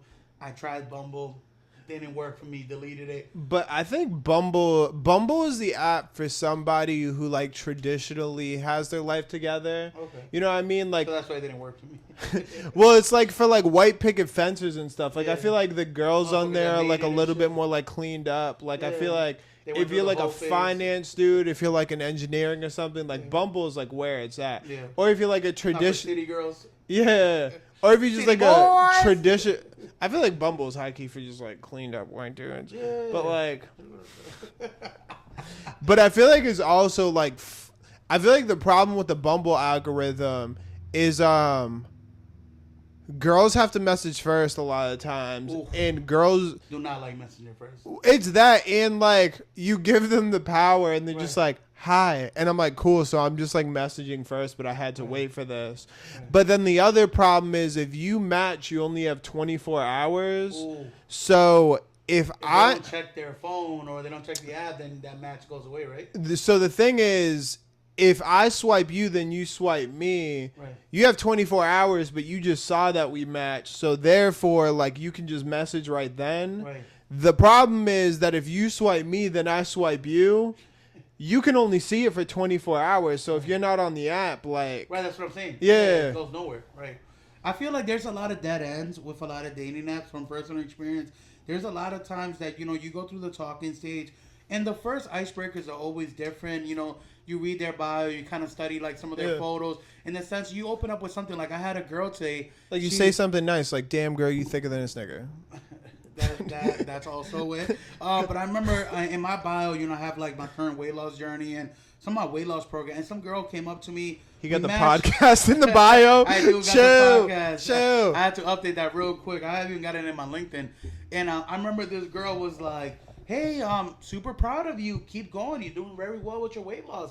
And I'm like, thank you. That's really awesome. And she was like, yeah, I've lost some weight myself. I'm like, that's what's up. One day at a time, you gotta keep going, keep chipping at it. And she's like, hey, you want to go to a Patriots game? And I'm like, wow, like this is really happening. She's really straightforward to the point. I'm like, yeah, when is it? She's like, oh, I don't know, it's in December, but they're playing the Colts. And I'm like, hey, if it's a free ticket, I'm fair game. I would love to go to a Patriots game. And she just stopped responding. And I'm like, hey, yeah, that's gonna be a good game. And I'm like, any interest in still going to that game? It just stopped. And it's like almost like I would say 33%, 40% of the time, these conversations are going really good and it just stops. I don't know if it's a loss of interest, if they delete the app, if they don't check the app sometimes. But sometimes I get these like late messages. I get a message like 4 days later, like, hey, I'll be like, hey, what's up? Good morning. Like, you know, what are you up to this morning? And I'll get like 3 days later, they'll be like, oh, yeah. Oh, sorry about the late response. I was at work that day. And I'm like, nice. My thing... I'm like, nice. My thing is like, I don't know if it's weird or not, but I kind of just like prefer they don't even mention the late response. Absolutely. I feel like 'Cause that I would means- respect you more if you just like went right into it like, hey, good morning, happy Thursday. And I wrote to you on Monday. Yeah. I'd be like, I respect it more. I've definitely like messaged someone after like 6 months and they like asked me a question 6 months ago. Yeah. They're like, so what are you up to today? And I'll be like, I had no clue what I was up to then, but today I did this. Like, No, absolutely. And I would respect it more. I would respect it more, honestly, just instead of you, like you mentioning what you did. Like, hey, sorry that I read your message 4 days ago and I totally ignore you and I ghosted you, but I am back here today Well, the thing- to say what you're doing. Also, as somebody who has like some level of like social anxiety, all that says to me is you had to come up to an excuse because because whenever somebody does that, I think of the times when I've gotten like a text message like, sorry, I didn't see this. I Or I was fell asleep. sleeping. And the reality was like, I mean, sometimes I have fallen asleep. right. Like if you're listening to this and you're thinking that motherfucker I didn't do that to you, but other people for sure. No, but like the thing is, like a lot of the times it'd be like something I don't know how to address or like they don't know how to address. Right. So then they like panic, don't respond, and then Right. 10 later, it's way easier to do it like fucking 10 hours later and be like, 100%. oh, sorry, I just woke up. I had a- Sorry, I live a busy life. I wake up at fucking 4 o'clock in the afternoon. I had a girl on Hinge, and Hinge better than Bumble. But on Hinge, this girl, she saw in my bio that I like comedy shows. So she's That's like, an understatement. So she's like, I like comedy shows. And I was like, I like comedy shows too. I'm like, who have you seen? And I'm like, I've seen Dave Chappelle. I've seen Hannibal Buress. I've seen Shane Gillis. I'm like, who have you seen? She's like, I've seen Bill Burr. And I'm like, oh my God, like we're going back and forth. Bro, it's like a match made in heaven. Oh. She's like cute, similar interests. She's like, have you been to the Comedy Connection in Providence? I'm like, yes, I love that place. Me too. It just went nowhere. Like, the messages stopped. It went to me being like, we should catch a comedy show sometimes. Hey, are you still there? It was like the Netflix, message you get. Hey, are you still there? It didn't go nowhere. I'm like, what was the point of this? And it's like so many of those that you have to get through and get through and get through. I feel like there's like phases. You have to get through that beginning talking phase, which is a lot of bullshit. Like, let's be honest. Hey, what do you like to do for fun? And it's always the same. I like to travel. I like to shop. I like sports. I like to watch movies and TV shows. And I'm like, cool, me too. It's like, and it doesn't get anywhere. I mean, obviously there's times, you go on dates, whatever, and so forth. But a lot of that first level, I wish we could just be in a phase where we could just get right into it. Be like, listen, let's fuck. Nah, let's fuck is crazy. I'll be like, listen. He's like, look, I'm trying to make sweet, sweet love. I'm trying to have to a beautiful baby girl that I can have matching pajamas with on Christmas. I'm trying to take some boo photos. I'm trying to go on these nice little dates, new restaurants. Like, don't get it twisted. We talked about that. Me and this guy, we're like the best of friends. But there's certain restaurants that we can't go together. Like, we can't go together to Bocados. Like, we can't go to Bocados together. Just two homies getting like, fondue. Yeah, just eating a bunch of appetizers. Like, well, my bio on Tinder is mostly here because the bros don't like apple picking and charcuterie. Ooh. This guy's like the Will Smith for Fresh Prince of Bel-Air. Nah, I've had a couple bios where I was like, this was. Nah, your icebreakers be killing me. You be having some crazy icebreakers. I be wildin'. Boogly. Nah, they be working, but the thing is, I have like a goofy profile too. So I feel like when it comes, like if I had like a serious profile, like I am not trying to be sexy at all. Wait, I'm trying to be sexy as fuck. I'm wearing glasses indoors right now. I'm sexy. Like my shit got me like climbing. I'm like laughing a lot. There's like one of me like over like a Garfield like fucking thing. Yeah. Like I'm a goof. So when I hit you with the, well, I know exactly who my people are. You know what I mean? You gotta target demographic. Like the club, like there's certain girls that are like beautiful. I'm like, you're not my demo. Like, and also I'm like, if you put that much into like your appearance, like kudos to you. I'm like, our lifestyles do not align. This motherfucker's like a search engine though. When you're looking for something specific, you narrow that motherfucker down. I think you're currently in a golf phase, right? A little bit. Tell the people what you like right now. Like, I mean, I don't. There might be someone out there that might be seeing this podcast. Well, that's the problem. There might be somebody out there seeing this podcast. Nah, but I'm just saying, it's a double-edged sword. It might work against you or with you. Like, nah, I don't know. Like, I mean, we all have the goth girls are like a thing, but I feel like overall, like my type's usually kind of.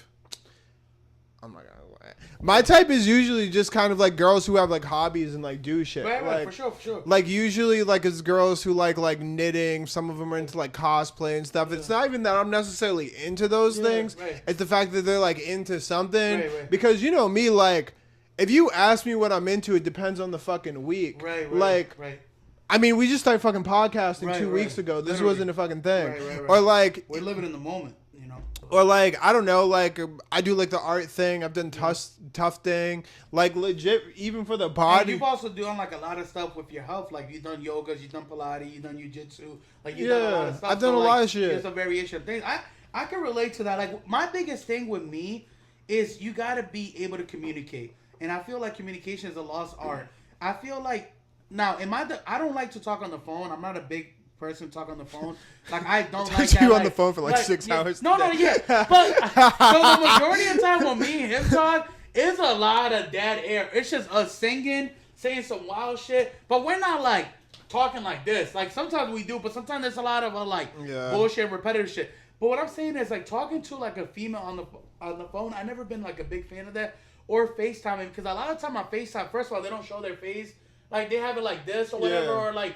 And a lot of the time they're like texting or whatever. Anyways, I'm just not a big fan of it. But communication is big with me. Like if you're able to hold a conversation, that's like a turn on. If you have like like you said, hobbies. If you like to do things like comedy shows, if you like to go out to new restaurants, if you like to go out to the movies, if you love sports, oh my God, I'm a diehard sports fan. So if you're into the gym now, like I'm into the gym, like if you're into like whatever it is, similar TV shows, similar music, politics, I'm joking. But if you're whatever you're into, that's cool with me. You know what I'm saying? So Actually, it didn't end up going anywhere. But the other day, I saw this chick on Hinge, and I was like, "She's hot," but I was like, "We have nothing in common." Right. And I messaged her. I was like, "You're cute, but I don't think we're a match." I was like, "I could hook you up with my boy, though." Yeah, I did. I said that one time. I hooked up. It didn't go anywhere, but this chick, she was like pretty cute. I was like, "Hey, look, like I don't think we're a match, but I know somebody." And then like they exchanged like Instagrams. I don't think it went anywhere, but I was like, if I see somebody, you never match me. Yo, that was hilarious. Well, that's who I did. The chick I just reached out to was that like, Yeah, nah, for sure. because she was like a sneakerhead and shit. I was like, oh, word. I was like, gatekeeping, ladies and gentlemen, he's gatekeeping. Yeah, Hinge. Like I said, it would go Bumble. Actually, for me, it will go in this. This was from last to first for me. I got Bumble, Hinge, Badoo. Hold on. wait, What? you ain't cooking on Hinge? Nah, bro, I'm not. I'm gonna tell you what. Have I'm you been cooking on at. Hinge? I Have you been on Hinge? I have been on Hinge. Hold on, I'm gonna tell you what I'm cooking on. What are you doing on Hinge? Hold on.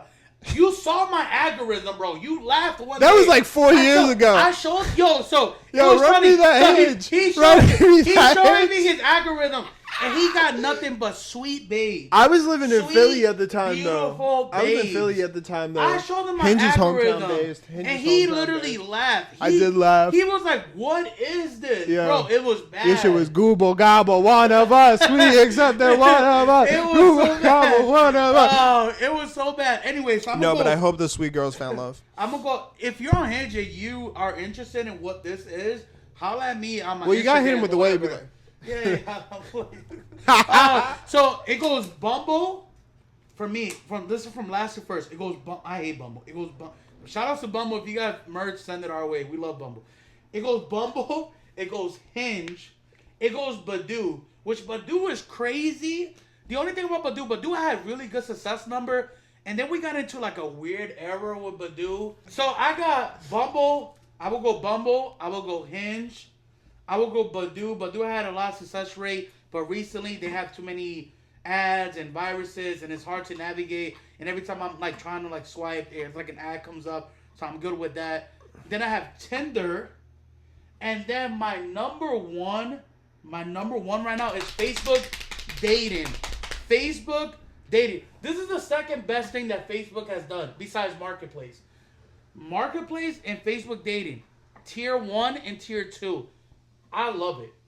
Facebook dating, it gives you mutual friends, so you know their profile is real. So you can reach out to your friend like, yo, what's good with this girl Tiana? Yeah. Like, whatever, tell me a little bit about her. You could do, it's more pictures. The algorithm is good. It's a little bit more descriptive in their bio. Like, more people are into putting more stuff in their bio, so you know a little bit about them. You know if they have kids, if they smoke, if they drink, what they're into, whatever. It's just a little bit more descriptive than a lot of the other dating apps that I've seen. It's less bots, and I don't know. It's good. Like, I have a really good success rate right now. I've met a few people on Facebook dating. So if you're on Facebook dating and you're trying to get back out there, I would suggest you download it. And it's like linked to your profile, so you don't have to do much. Nah, one of my boys was just telling me about it. Really good. I And it's am. like all ages. I know some platforms like I know on Tinder I get more of like in their 20s. Like I know you can change the age group, but I get a lot younger demographics. I know on Badoo I get older demographics.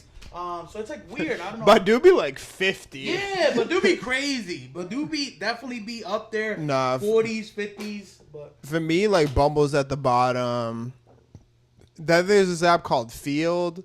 I'd put that like above that. you've had a few more apps than me that I never got.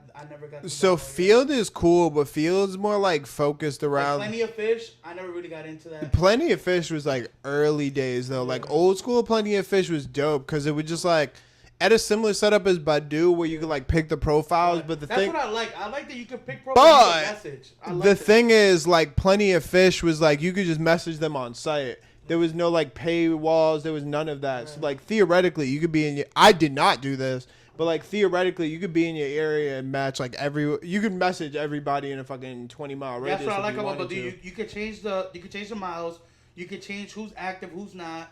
It will tell you, like, obviously you will message someone with multiple photos, a little bit more descriptive bio, and you get verified. Like, you have to take like a selfie to get verified to get checked. So it wasn't like a bot or whatever. That's what I liked about it. But the thing back in the day with a lot of these, with like, honestly, tech as a whole was like. I feel like all dating apps have mostly the same like technology for the most part. Well, it's not. What I was getting at more is back in the day, like Uber did this, like Facebook did this, like Netflix did this. Like a lot of companies back in the day were operating at a loss, but it's because they were all on venture capital funds. Right. So what all these venture capital funds were doing was they were just throwing money at people, and they was like, become the big one. Then once you become the big one, you can start charging people. Right. So like back in the day, everything was free. There was Tinder back in the day, Tinder was amazing. There was no paywalls. I was doing very well on Tinder. When Tinder first came out, it was amazing. Now you have Tinder Gold, Tinder Platinum. You have to pay for all these other additional stuff that gives you more high ability to get like these matches or to find the people that you want. Like also impossible for you to like build a new dating app because in order to make it successful, people have to use it. But the only way you could run it now is by charging. Right. Opposed to back in the day when companies were like taking the risk, so they'd let somebody run for fucking 2 years. I saw an episode of Shark Tank about a girl that she started her own dating app, and she tried it, and all the people shut her down. They were like, that market is so hard to get into right now. Like, it's so hard. Like, you have to be well established, or you have to been in that wave where you have that sustainable platform, sustainable market, and people that are gonna come back. You know how many times I deleted my Tinder and I've always found a way to come back? If I'm traveling, whatever it is, it's like. But it's because they're It's because they were like they weren't first to market, but they were like first to market in the new wave of dating apps. Right. So like at the end of the day, when all ships fail, like there's always Tinder. That's always gonna have the most amount of people. Right. But Tinders are after Field, and then after that, I feel like I have one that I'm not thinking about right now. But Tinder's after Field, and number one for me is Hinge. Hinge is fucking. I don't know, man. Like, I've gotten matches on Hinge. Like, I've done matches, but it just doesn't go nowhere. I do pretty good, but like, one thing I have started implementing in the past couple of weeks is like FaceTimes. Yeah. So like, I'll be like, hey, look, I'm not a big texter. We should FaceTime. Because the biggest issue I'll run into is like, and I feel like this is like a bigger thing. So like, imagine if I'm having this experience. I think everybody's having this experience. Is I'll be off dating apps for like a month. I'll download them, and then I'll end up matching with a bunch of people because that's naturally what they do. And then what ends up happening is I'm talking to like a high priority, so you get those early matches. Well, what ends up happening is because you haven't been there and you match so many people so quick, and then you start talking to 4 people at a time, and now you're like, oh well, like now you kind of have this like hierarchy of who you like the most. Right. And now, like, I don't want to ask this person on a date because I really want to ask this person on a date, and I'm not trying to pay for 2 dinners in 1 week. You know what I mean? Applebee's half off apps. So what ends up happening is I'm doing that, but then on the female side, she's doing that to me. So she's like, well, I would go out with you on Thursday, but I'm really waiting for guy number 1 to ask me to go out on Thursday. That's why there was this girl I was talking to. Again, back and forth. She was like, we should text. She gave me her number. And guy number 4 is doing that to her. You should give me your snap. Fine. I give her the snap. She sent me a photo. She's like, just letting you know, I'm a little chunky. I'm like, that's fine. I don't discriminate against that. I think you're cute. I like a little bit what you told me so far. Everything's fine. It didn't go nowhere. And then she posted a video on Snap of her on a date. And I was like, oh, so she was probably sending the same messages.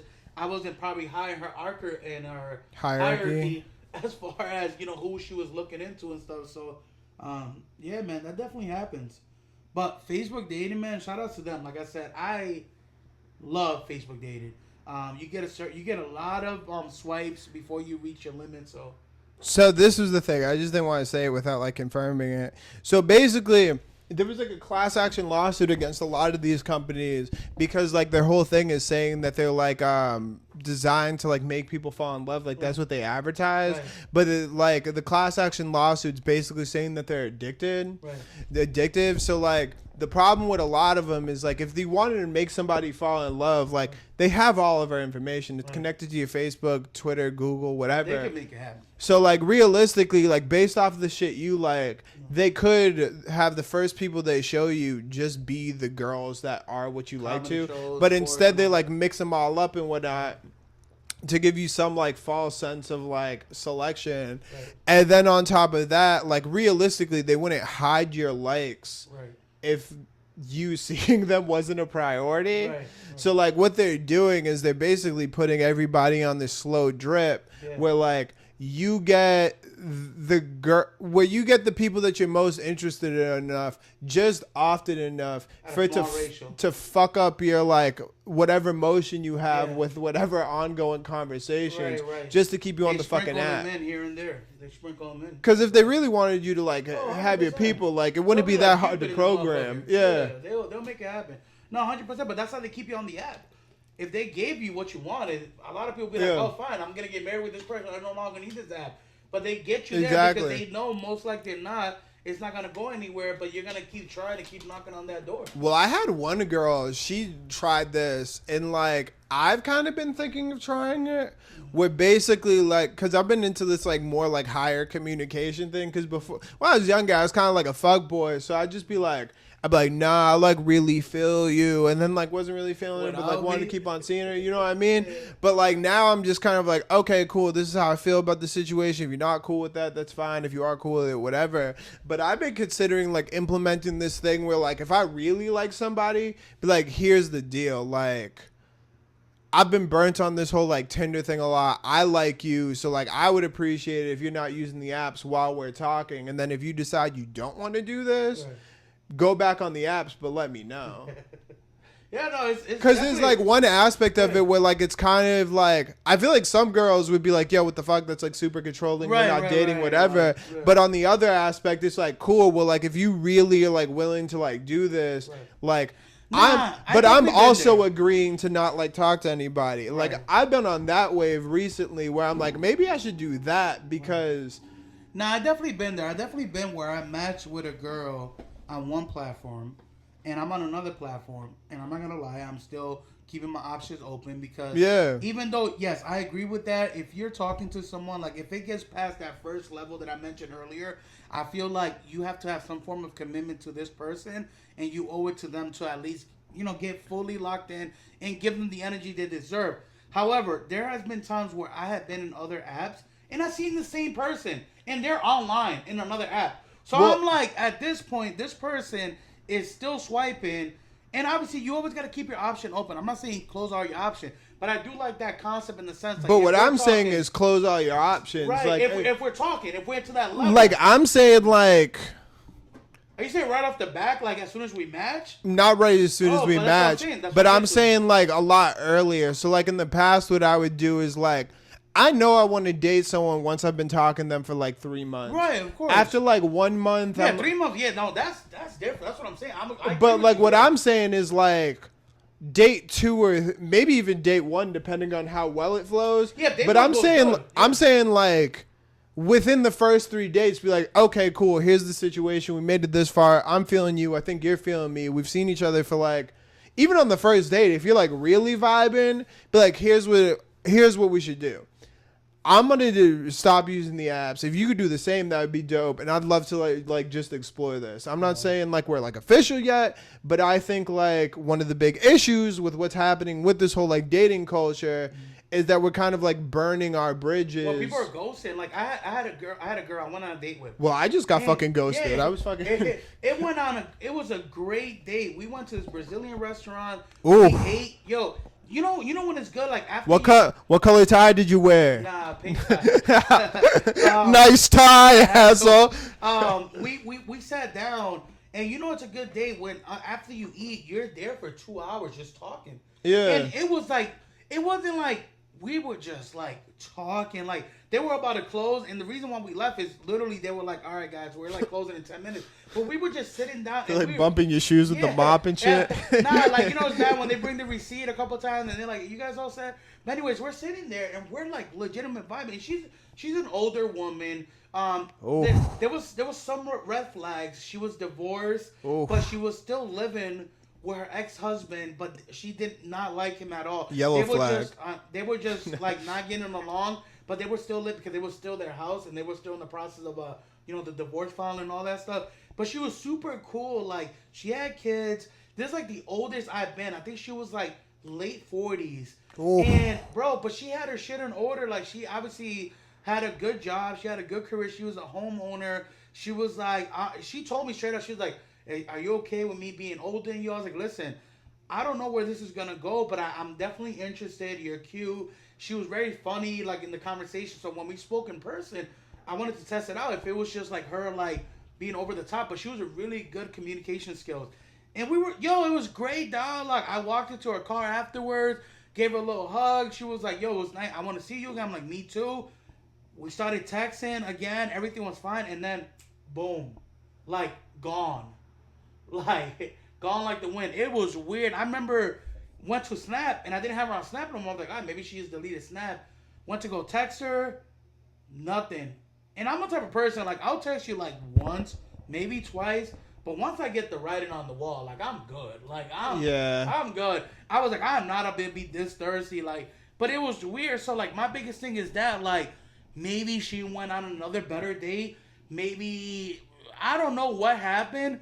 But the whole ghosting thing, I think we're at an age, like, give me an explanation. Like, if you tell me straight up, like, yo, you're amazing, I had a great day, whatever, I just don't see a connection, yo, I'll respect it 100%. I'll be like, cool, bet. Thank you for the time, like, no hard feelings.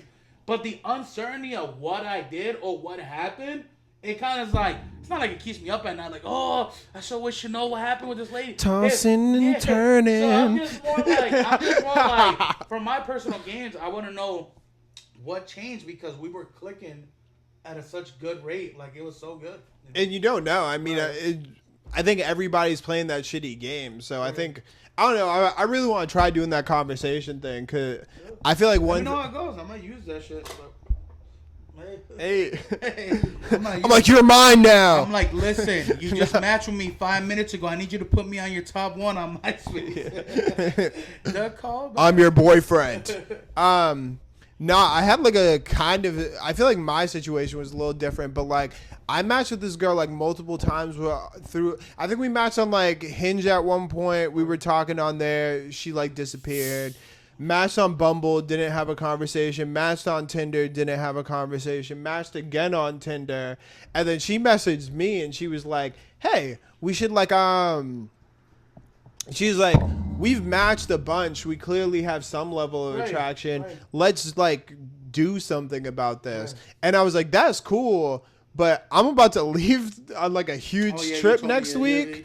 So basically what ends up happening is I was gone for like 5 or 6 weeks. Right. So the entire trip just messaged me like every day. Like I wouldn't respond for a couple hours. It wasn't like I wasn't like ignoring her, but I was hard to get. I was playing hard. Yeah, you know. Nah, but like I don't know. I just be in places with like bad service and stuff. Right. So I just want to have my phone. So I just like come back, have like a hi message or something after like. She had the last text, you know what I mean? Right. So she was like clearly like driving it. She was interested. And like also I had like somebody come out and she was like, "Who the fuck is texting you?" And it was like, "Oh, that's like a lot. That's a lot." Like from her end, because I was kind of like explaining my end. And I was like, honestly, I think like I'm just doing something that's interested, and she's kind of like interested, whatever. Right. So, anyways, I come back, and then after like a week of me being back, we go on our first date, and the first date's good. We like all the signs are there. Like usually after a first date, I can tell, you know what I mean? Right. But like conversation flowed and like it was positive. And then the next day, right after the date, I was like, yo, I had a lot of fun. We should do another date, whatever. Da da da da. She's like, yeah, I agree, whatever. Next morning, I text her good morning, which isn't like out of pocket for where the relationship is like at this point because we've been doing this. Right. And then like she doesn't really answer. And then like the rest of the day, she's kind of like super dry, kind of just like out of the realm of normal acting. And I was like, okay, cool. So, like, I feel like I'm getting on her nerves or whatever. So I back off for, like, a day or two, and I text her. I'm like, hey, I feel like I'm kind of, like, crowding you. I just want to make sure we're, like, still on, like, a good page. I was like, I had fun on the date. She's like, I had fun on the date, too. Whatever. So I'm like, okay, cool. I was like, well, let's do it again. You're around on Sunday. I was like, we could go to, like, a flea market. She's like, my sister's in town, but I'll look at my schedule, and I'll let you know. I was like, okay, cool. That sounds good. Let me know. Text her the next morning. Good morning. Nothing. And then I texted like 2 days later. I was like, all right, here's the deal. Right. I was like, let me break it down to you. Well, I was like, I feel like something's up. I was like, we talked for a month.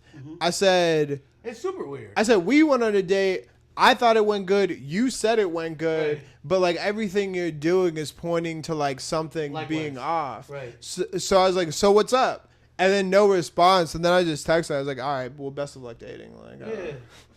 Yeah, no, but it was weird. It was so weird. I mean, no, that's how with me, like. And I feel like that, like these aren't isolated incidents. I feel like everybody's kind of having it. A lot of people. So now a lot of people are kind of like, they're either like searching for like alternative methods, or what they're doing is they're just kind of like backing away from it as a whole. Right. Some people are just irate with the whole like that beginning conversation. Like I've had a girl like literally posted in her bio the other day. She was like, not here to play games, like I'm looking for this, looking for that. Like she was like trying to skip those few steps because you could tell she might have been to some bad dates. Maybe she got ghosted a couple times, and I respect it. She was just like, I'm looking for this, I'm looking for that. Like, don't come here if you're playing games. I'm looking for something serious. And I know a lot of people say that, you know, and sometimes it's different, the alternative, the outcome or whatever it is.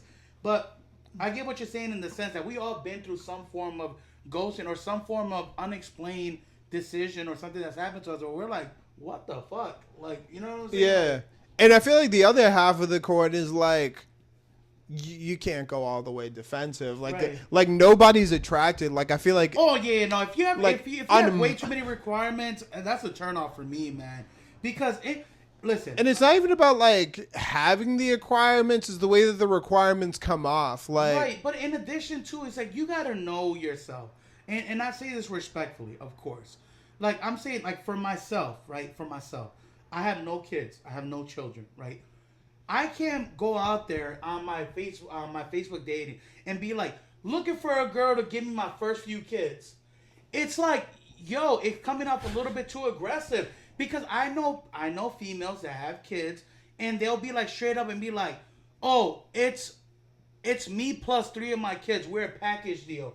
And it's like, some people are into that, some people are okay with that, but some people are not okay with that. Let that thing come naturally. If it gets to that level where you're meeting someone's kids or whatever, or it gets that serious, let that come. But some of these requirements are a little bit outlandish. Like, it's too much. Like, I'm trying to decide where I fall on it, because on one point I like respect it because like, it won't waste your time. I get that. It doesn't waste your time, but the problem is like, a lot of people do, because I've seen it in ways where like it's a little bit lighter, like maybe it's like a checklist, maybe it's like, here are my red if you're flags. writing this shit in caps, but like some of them are like, they read like, yo, I'm not here to play fucking games, I'm here to find love, and it's like, it's just not approachable. You know what I mean?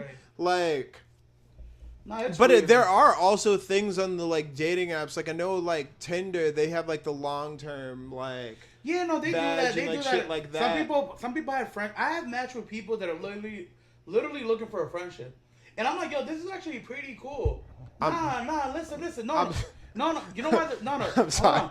You know why I'm saying it's pretty cool? Because a lot of the time they say that, but when I message them, because I'm always gonna give someone the benefit of the doubt. One thing about me, if I match with you, it doesn't matter who you are. I want to at least get to know you, so I'm always like gonna message you regardless. Like, I don't care if you match me. Like, if you like my profile, I'm gonna give you a chance because I at least want to get to know who this person is. You just match me, you're clearly interested in my photo, my bio, whatever it is. So I literally have messaged girls that, because you can match as friends, and like, they've literally told me, trying to be boyfriend.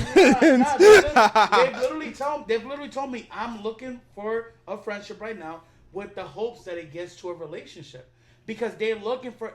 And a lot of the time, it's just a cop-out, to be honest. A lot of the time, it's just a cop-out for them to, like, not get into it and tell you straight up that they're looking for a relationship. But I have talked to girls that I have matched with friendships, and right off the back, off the text, I already know there's gonna be more than a friendship. Cause she's like literally like, well, cause I'll ask them, what are you looking for in a guy? And they say this, that. I'm like, okay, I share some of those qualities. They're like, oh, for real? And they'd be like, okay, well, you're cute. All right, you're cute too. And then it gets to that next level that now we're like in a different conversation of that friendship that we initially met. Well, yeah, I mean, it's a weird, but I don't hate on about different methods. That's probably a method that works for them. You know. Well, yeah, I mean, the reason I originally made the face because I do think I always think it's like it is crazy though. Like a female, like opposite sex friendship, it's a little bit. I mean, rare. I have female friends. I have very platonic like female friends through employment, in jail, through mutual friends. I got female friends through mutual friends, through party, a wedding, but never through a dating app. And nah, like to this day, I don't have any female friends that I've met through a dating app. So it's definitely a little bit different. Well, like I respect it on one end, but I also feel like. I don't know. It also depends on like the type of person you are. Like I hate to like put people in like buckets, but I feel like there are like certain females who are like, especially like people who are in like different kinds of lifestyle. Like especially like people who like float in those sort of like polyamorous like relationships and shit. Like I feel like those girls a lot. Nah, but I feel like a lot of times like those sort of girls are like I don't know, just like girls who like usually like operate within certain groups like legitimately do go out looking for guy friends. Very rare, no. Like, but yeah. a lot of times it's like, all right, like this is some sort of game, right? You know what I mean? I don't like I said, I haven't matched that many with the friends, and I There's also been a think, couple, but I've noticed again right off the back that this is just a cover up. I think it also kind of like plays into like a whole other thing, which is like, I think overall a lot of people don't necessarily know what they want, right. So like. Just going into like the tags and keeping it as like straightforward as that, like they have the long term one. There's people who have the long term one who are going out smashing 3 dudes a day. There's people who are like have the like short term one and like legit haven't like gone on a date with a dude in like 3 months. Right. So like a lot of the time, like I said, it's just an answer that you put down when you're creating the. But I think the profile, but it's always subject to change. But I think, well, what I was getting more into is like, I think it is subject to change. But I think a lot of times people get more like lost in their ideals than like the reality of like who they really are. Right. You know what I mean? I know for a fact a lot of people just want to have someone to communicate with. Like some people just like the game, like the good mornings, how you doing, like. Some people just like that stuff. Some people just like to communicate. And you know who I contact when I need to talk to somebody? When I just need to say hello? Sexy Latino 261. No, actually, it's ABandKCPodcast at gmail.com. It's official, baby. It's official. We are official like a whistle. We're on all platforms. Where we at, Keelan? Right now we're on everything but Facebook. But we have a Facebook group. We just don't have a Facebook page. We have a Facebook dating app. It's just a picture of me and him. You know, Step Brothers, when they do the interview together, you're going to get a bundle deal. We come in a package deal. But yeah, dating sucks. Fuck dating. Nah, go out there, man. Listen, man. Experiment those waters. Get out of your comfort zone. Download Facebook dating. Download Tinder. Download Hinge. Me personally, it's weird. Download Field. Yeah, it's weird with me. Like I definitely go through those phases where I would like to have a partner because dates. Christmas is coming up. People do like the whole matching pajama, Halloween, whatever it is. Thanksgiving, you want to bring your partner over to your family, whatever it is. I get it. Ava really wants to have matching pajamas. If you're out there and you like this. Like let's link up, but no, like me personally, I'm not like actively dating or actively like looking for anyone right now. But there is times where I get that switch. You know what I mean? Like you want to go on dates, you want to travel, you want to experience things with someone. You mean the summertime? City boy, city boy. No, definitely during the winter. I'm not doing any of that during the summer. During the winter, it's cold. You want to cuddle up, watch some movies, drink some hot cocoa. I can feel you crying, baby. This guy's serenading shit out of that mic. But how do you feel? Like, do you go throughout the year where you're actively looking? Like, do you kind of spontaneous just jump in and out? Like, how's your How would you explain it? So it's not really Throughout the like year. based off of the year. I mean, ultimately, I want a partner, but I've also had like a number of like, I don't know. I feel like over the past like 6 years or so, I've had like a number of like decent long-term relationships. Damn, we get it.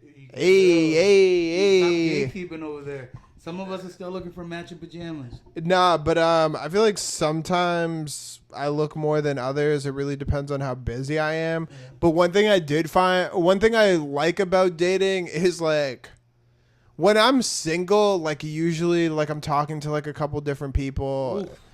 Oof. And not even like seriously, but like through the app, all the shit we were talking about.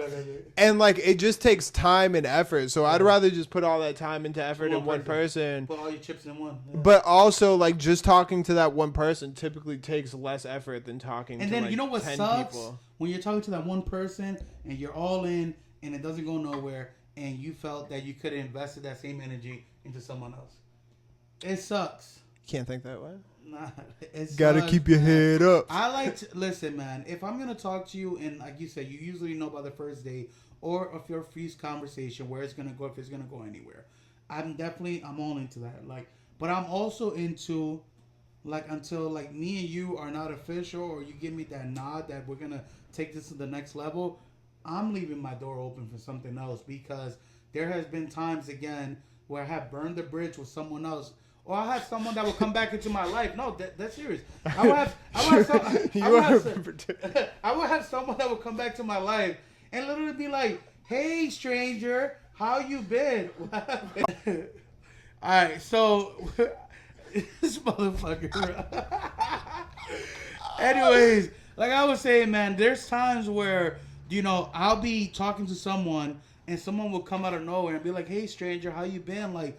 And it's like someone I used to talk to a couple months ago, and I'm like, I've been good, but to be honest, I'm like talking to someone now, or like I'm looking into some like other avenues or other like options, and they'd be like, "Oh, that's fine, whatever, just checking in on you, whatever." Save some for the rest of us. And then the conversation that I'm with, the person I'm talking to, it doesn't go anywhere, and I'm like, damn, should I have lied?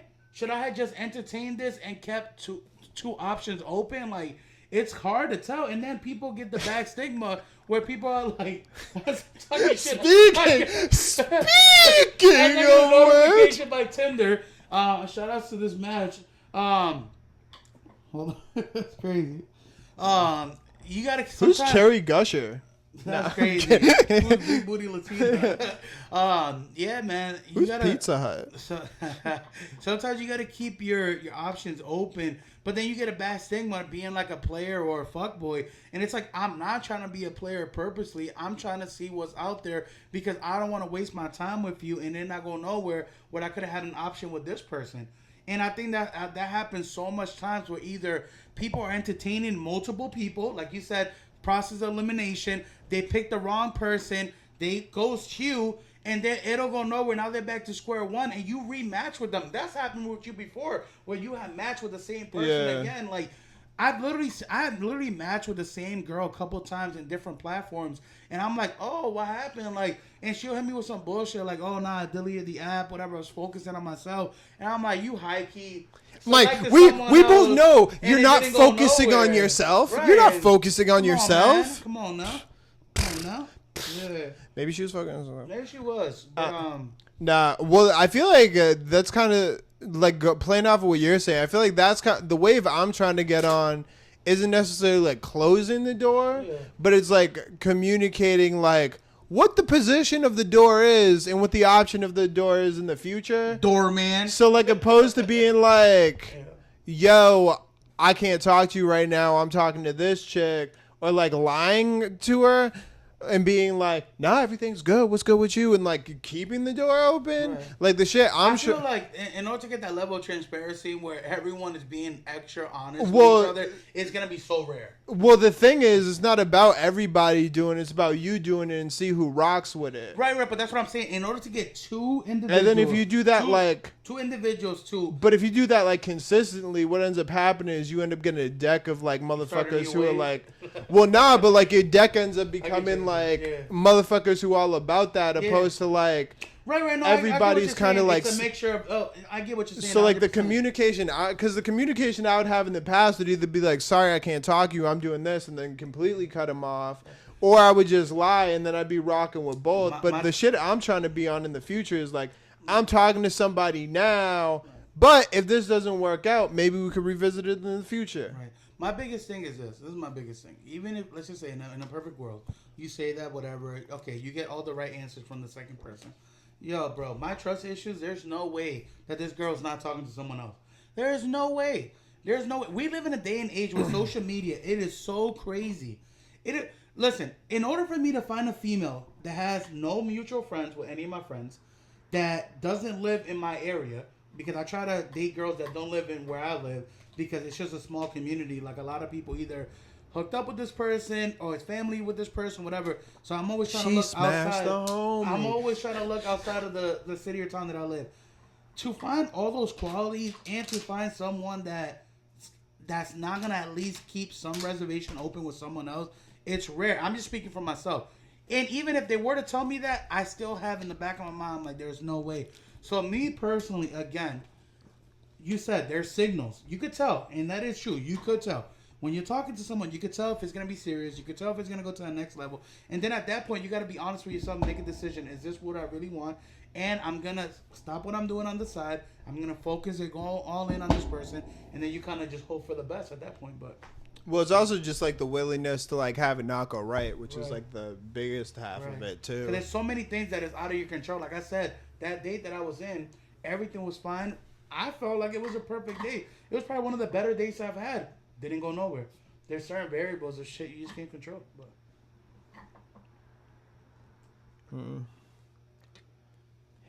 What a shame. What a shame. Hate to see it.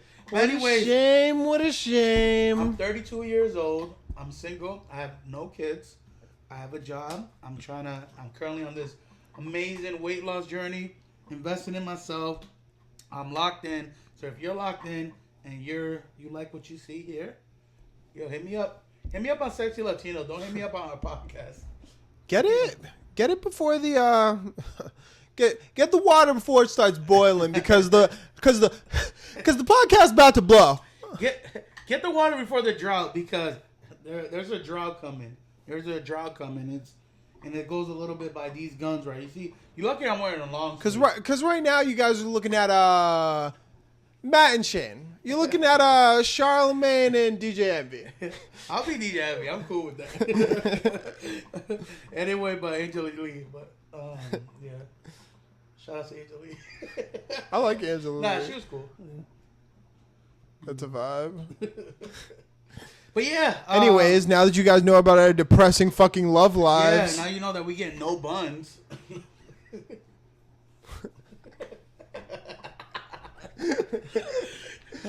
Moving on. Moving on up. So what are you into these days, Keno? Like what do you do for hobbies? Let the people know what you into these days, man. Besides dating all these beautiful women. Well, I feel like my fucking Nah, I mean, my hobbies right now are trash. I just go to the gym, and then it's been like getting this like podcast going. Yeah. But like, I mean, if we're gonna get like behind the scenes on the podcast, because y'all love to see it. Oh. But let these people know a little bit about what you've been doing the last couple of weeks, because they don't know that you've been traveling. Name some of the spots maybe that you hit, or some of the things that you've been doing for the last couple of weeks, man, because I think it's pretty interesting. Well, the last couple of weeks I've been here. I mean, I did that whole traveling thing, but honestly, I'm just kind of excited to talk about the fucking podcast. Like, realistically, like, I've been like at this like position. I mean, you know this. Like, I go into these like phases where I get like really into things. Like, yes, this is true. Like one thing I did before this was I had like a whole like TikTok I had blown up where I was like just drawing ducks. Look it up, happymondaytribe.com if y'all want the digital coloring book. It's available. Link in bio. Make sure you go follow that. Link in bio or don't. And there's like 100,000 of y'all. We fucking no, I'm kidding. But But anyways, I've been like really so like on one end I haven't started yet, but I'm gonna start pushing the coloring book, which I'm like pretty excited about. Yes. But I've also been getting super excited about this podcast, but it's more because like for me, like a lot of people have like I don't know. A lot of people have like big dreams and goals. For me, I have like a lot of like small shit I want to do. Right. So like the whole game plan is to really like build out an engine, and a podcast is like a perfect engine for like anything really. So like on the small scale, it'd be really dope to do some like city shit. One, because you like big up the city, you could like bring business to a lot of people, be like a local like Keith Lee. But on the flip side, like I think it would be super fun to get to a point where like we don't even need like a club promoter, but like enough people are like tuned into the city where we could be like, hey, look, like next Thursday we're gonna be at Cafe Neo and we're running like a hip hop karaoke night. Hey, next like Sunday, be there, be square. We're gonna be hosting fucking online dating. We're gonna be hosting speed dating. So like that's like real like short like term shit. But then like the bigger term shit is to like at first the focus is gonna be Worcester, which I was like talking to you about. So like right now I've kind of been like focusing on like strategies to do that. And I mean, should I talk about it on the podcast or whatever? I mean, I don't know. No, I'm gonna put motherfuckers on game. For people to know what to expect. Because I mean, every podcast is different. Every podcast has different goals, and I want the audience to know what we're targeting and what some of the ideas, hopefully, that we have down the road, so people can be engaged and know what to expect. So. I mean, I feel like what to expect is just us talking shit, but then also talking about Worcester. In the short term, it's going to be a lot of us talking about Worcester.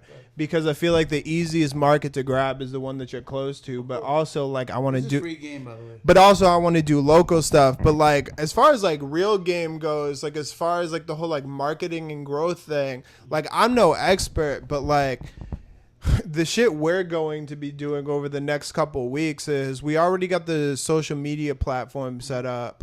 So we got TikTok, Instagram. I didn't do Snapchat yet, and I don't know if we're going to do Snapchat, but we'll probably do Snapchat. I'm thinking about maybe doing LinkedIn and Facebook, but like all the podcast is right now, I have no intention of anyone watching this on YouTube. Right.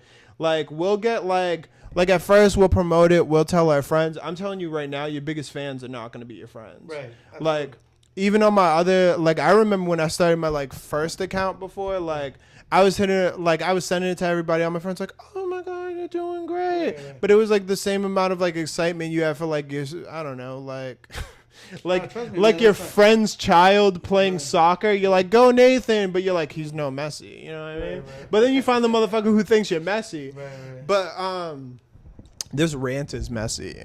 I like it. No, but so basically, if you're gonna, the plan with this thing over the next like realistically like year, but like, so the next week is gonna be us just like filling out these accounts, and by filling it I mean like we'll get like our friends and stuff, but like the real game is gonna be following like any major like Worcester entity, right. And then we're gonna follow everyone that they're following. Like tomorrow, sorry to cut you off, I'm gonna be at the White Eagle. Yeah. And Big Daddy Marco, you might know him from Instagram.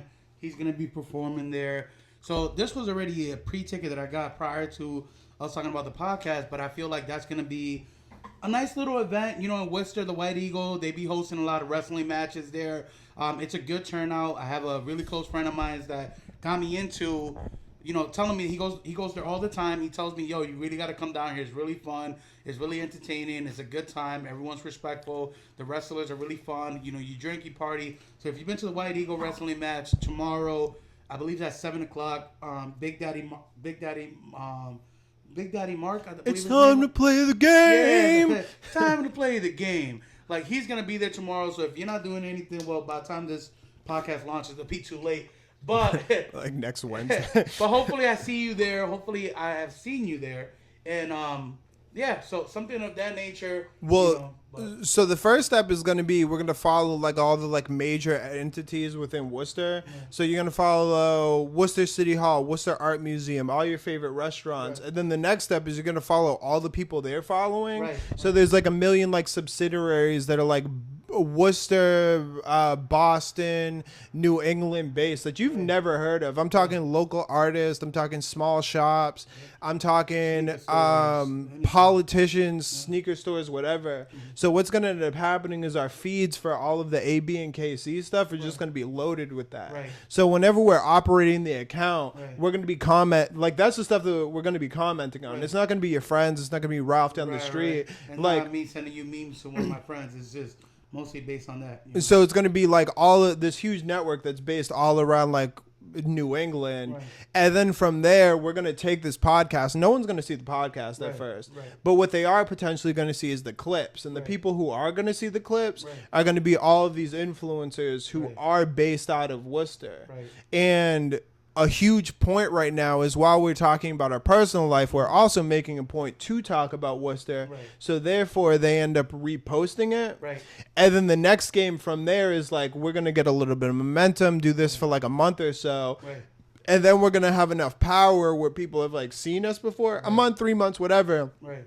And then we can start getting like people on the Get a podcast. few guests in. Absolutely. And then, And the crazy thing is, man, like, I'm not trying to toot my own horn or anything, but those that know me, you know, I have a lot of friends from the sneaker game, from, you know, jobs, through school, through sports. I have a really good following in the sense that, and I get it, I know our friends, for the most part, when you start up a business like this or anything in general on social media, a lot of the love and support you get are from strangers, unfortunately. It's just the day and age that we live. But I also know a lot of business owners that have always told me about, if you ever start a podcast, whatever, you know, let me know. I would like to come in as a guest, whatever. I know a lot of business owners through networking and just the person that I am. So I feel like, in addition to yourself, knowing a lot of interesting people, a lot of interesting people with a lot of fun story that we're hopefully going to bring to the audience and bring to you guys, I feel like we're in a good position because just the type of people that we are, and also through your networking, through your other business endeavors, you know, Happy Monday Tribe and all that, you have connections and plugs already as it is. I have connection from just different avenues of my life, different cultures, whatever, sneaker game, sports, work related, school, whatever it is. So that's good. I think that's a plus. People know, for the most part, a lot of people know who we are. A lot of people don't know who we are, and that's the goal, is to... I'm going to be honest, nobody knows who I am. Nah, they know who you are. So I think you're not giving yourself enough I'm props. quiet as bro. a mouse. But I think so, but basically the focus is to like build that network like super fucking hard, grow that out. And then, I mean, from there, people just start talking about it, and that's not even getting into like the other shit that I'm like, and I would say, though, that we'll we're say like that. starting to think about. I'm But surprised those with that stuff too. So. But I don't know. That's like our approach. But like realistically, if like you're running a business, like, or you're trying to like grow on social media, like that's like the step by step you could take. Groundwork. Yep. And then, I mean, the podcast is fucking genius. I stole that shit from Gary Vee. I mean, motherfuckers see Gary Vee and they like talk all this shit. They're like, oh, he's just an influencer. But what motherfuckers don't realize is that he runs like one of the largest marketing agencies. Like, And he's always talking about posting content. like, Post content. but he's also like grown it from like fucking scratch. Like, Of course. Yeah. over like an absurdly short amount of time. And a lot of people have that misconception, you know, with podcasts, you know, because it is a somewhat of a flooded, you know, thing that people do, but that doesn't mean there's not opportunity out there. It's just how you invest it, how you approach it. You got to have a game plan, and you got to be willing to take risks, but you also got to be willing to grow and continue to chip at it. I know a lot of friends of mine that they have started a podcast, they don't invest the time or the energy into it, it kind of goes nowhere. So to those that are kind of undecisive, I know he mentioned in the first episode, we're doing it, we're trying it. And that's the first step. You got to get out there and try it, and then just take it from there, man. But and a lot is just like consistency. Like, I know, like even with these, like we don't have a fucking script. We're just like going off the cuff. trust me, we have no script. But the dope thing that like a lot of people don't realize is like they try to like make it perfect from the get. Right. And the problem with that is like in order to make it perfect from the get, you're gonna have to invest $10,000, and then the problem is you don't even know if you fucking like it. Right. Right. which is like You gotta start off somewhere, man. the hugest thing. But like the real, this is one of my favorite analogies or whatever there is. I don't know, an anecdote. Google it. But basically, the analogy or anecdote is there was this art teacher, and she had two different classes, and with one of them, she was like, okay, so your grade is, with one of the classes, she said your grade's going to be based off of just making the best piece you can. You can make the best piece you can. You have all fucking semesters. Like, once you have it, just fucking, like, turn it in. The other class, you said, okay, well, you guys are going to get graded off of how many pieces you make. So the more pieces you make, the better you do. Yeah. So one class is over here trying to make the best piece. The other class is trying to make the most pieces. And what ended up happening is the class that made the most pieces made the best pieces. Right. And that's more like... And it's because, like, through doing all of those small things, you end up making more and more mistakes, and you end up finding out your process. You find out your style, and then that's what ends up, like, making you fucking, like, Kobe Bryant. It's not... Or the Picassos. Yeah, exactly. But it's, like, the consistency and then, like, following out the middle things. Like, so many people try to, like... It's like anything in life. I know a lot of people that, you know... I know a lot of people on the personal level, and I know a lot of friends of mine that make music. And music is like the same thing. A lot of people, they'll make the music, they'll post the music on YouTube, and they'll hit share, like, repost. There's no investment. They're not paying YouTube to advertise it. They're not taking it seriously. They're not sharpening their tools. They're not consistently dropping new music. They'll drop one song, wait 4 or 5 months, and you lose that interest. When you gaps that interest, you have a really small window. Regardless, you got to continue to post content out to keep that person engaged. I know personally the pages that I follow on Instagram and social media, if I follow... TikToker, if I follow someone that makes skits, I like those that make a lot of skits because I'm always transitioning. Some people stay with the same formula. It kind of gets like tiring after a while, so I'm kind of like, I don't know if I should follow this page no more, but I like the persons that continue to post quality content, but they always post and they're always being innovative. They're always posting new things, and they keep me engaged as an audience, as a fan of their work. So I think part of it is, like you mentioned, you got to continue to post, continue to, you know, and not just post. You got to have somewhat of a game plan, but you got to continue to chip at it. Compared to we'll do this episode, and then next month we'll do another episode. It doesn't work that way. It's not going to go anywhere, you know. We have a target right now, what we're doing, like once a week right now. Yeah. So, you know, we're targeting, that's usually the most concept for podcasts is usually weekly episodes. And that's what we're trying to do with other things in the background too, so. Yeah, and I think honestly the best person who like the best model to follow, especially when it comes to like model music, is fucking Tyler the Creator. Of course. I was talking to you about this the other day, but the thing about like Tyler the Creator is like he'll make a project, and for the next year he is that project. Right. Like when he dropped that like Call Me Later album, he was walking around in that blue furry hat. Right. When he dropped that fucking, I don't really know, shit like that, but there was a period when he was walking around with that blonde wig forever, and you best fucking believe for the next like year and a half he's gonna be wearing green, and he's gonna have those fucking horns and be wearing the Tyler mask, and just promote the fuck out of that project. Because the thing is, like with a lot of these things, I come from like a much different perspective when it comes to creativity, because I've done a lot of it publicly. So like I've had to keep on creating. So I do not have perfectionism. Right. I think you learned that when we did the last edits. I was like, I'm getting rid of this. The rest of it's fucking staying. Right. Let it roll. Yeah, sure. But like, especially if you're doing something like music or something that you do love, like you don't just post it. Like you post it and like have that thing become your fucking personality. Absolutely. Like everybody and their mother should know it's a thing. Right. And the thing about these algorithms is like, as someone who does post, all of your followers ain't seeing your shit. Right. No, absolutely. Like maybe 3 people are like seeing your video, and you don't even know how much of them are seeing it. Right. So like you got to keep on posting. Like keep investing in that one idea, and then make people rock with you. And then what ends up happening is for the next idea, you already have that core group, and it ends up like doubling, and then you do it again and again and again. And then by the time you come out with that third one, you're rocking off of 2 solid projects, and people know that you like are that person. They know what you stand for and everything. Right. And that's the game. Mm-hmm. And that's the the bottom line. Stone Cold said so. I wish I was drinking beer right now. I just hit a couple. Yeah. But yo, Fuck again, 'em. Vince McMahon, wow. Fuck on my mama's couch. Definitely go watch that documentary. Crazy. Yeah. But Anything else? yeah, I just want to say this quickly. Again, if you like what you see, I am 32. I'm turning 33, and what's today? The 12th, 9 days.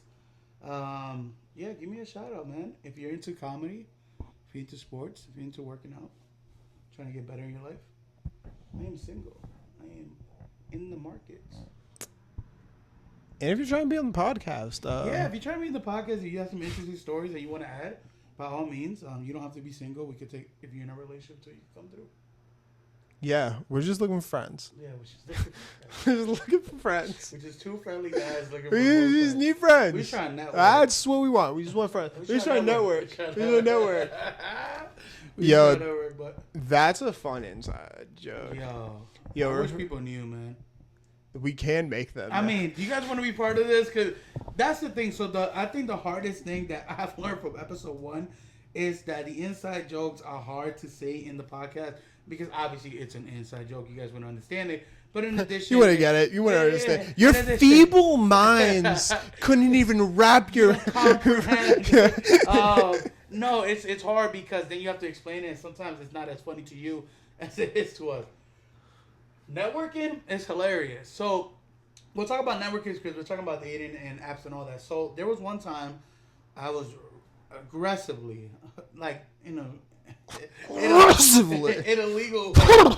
I was aggressively, I was aggressively, on dating apps. I was on multiple dating apps trying to, find my true soulmate. Trying to find that baby girl. I'm just trying to find love. Trying to find that baby girl. I'm just trying to find true love. Trying to find that baby girl. Trying to find that baby girl. He had hit me up, and I think I was like on the second date in a week or third date in a week.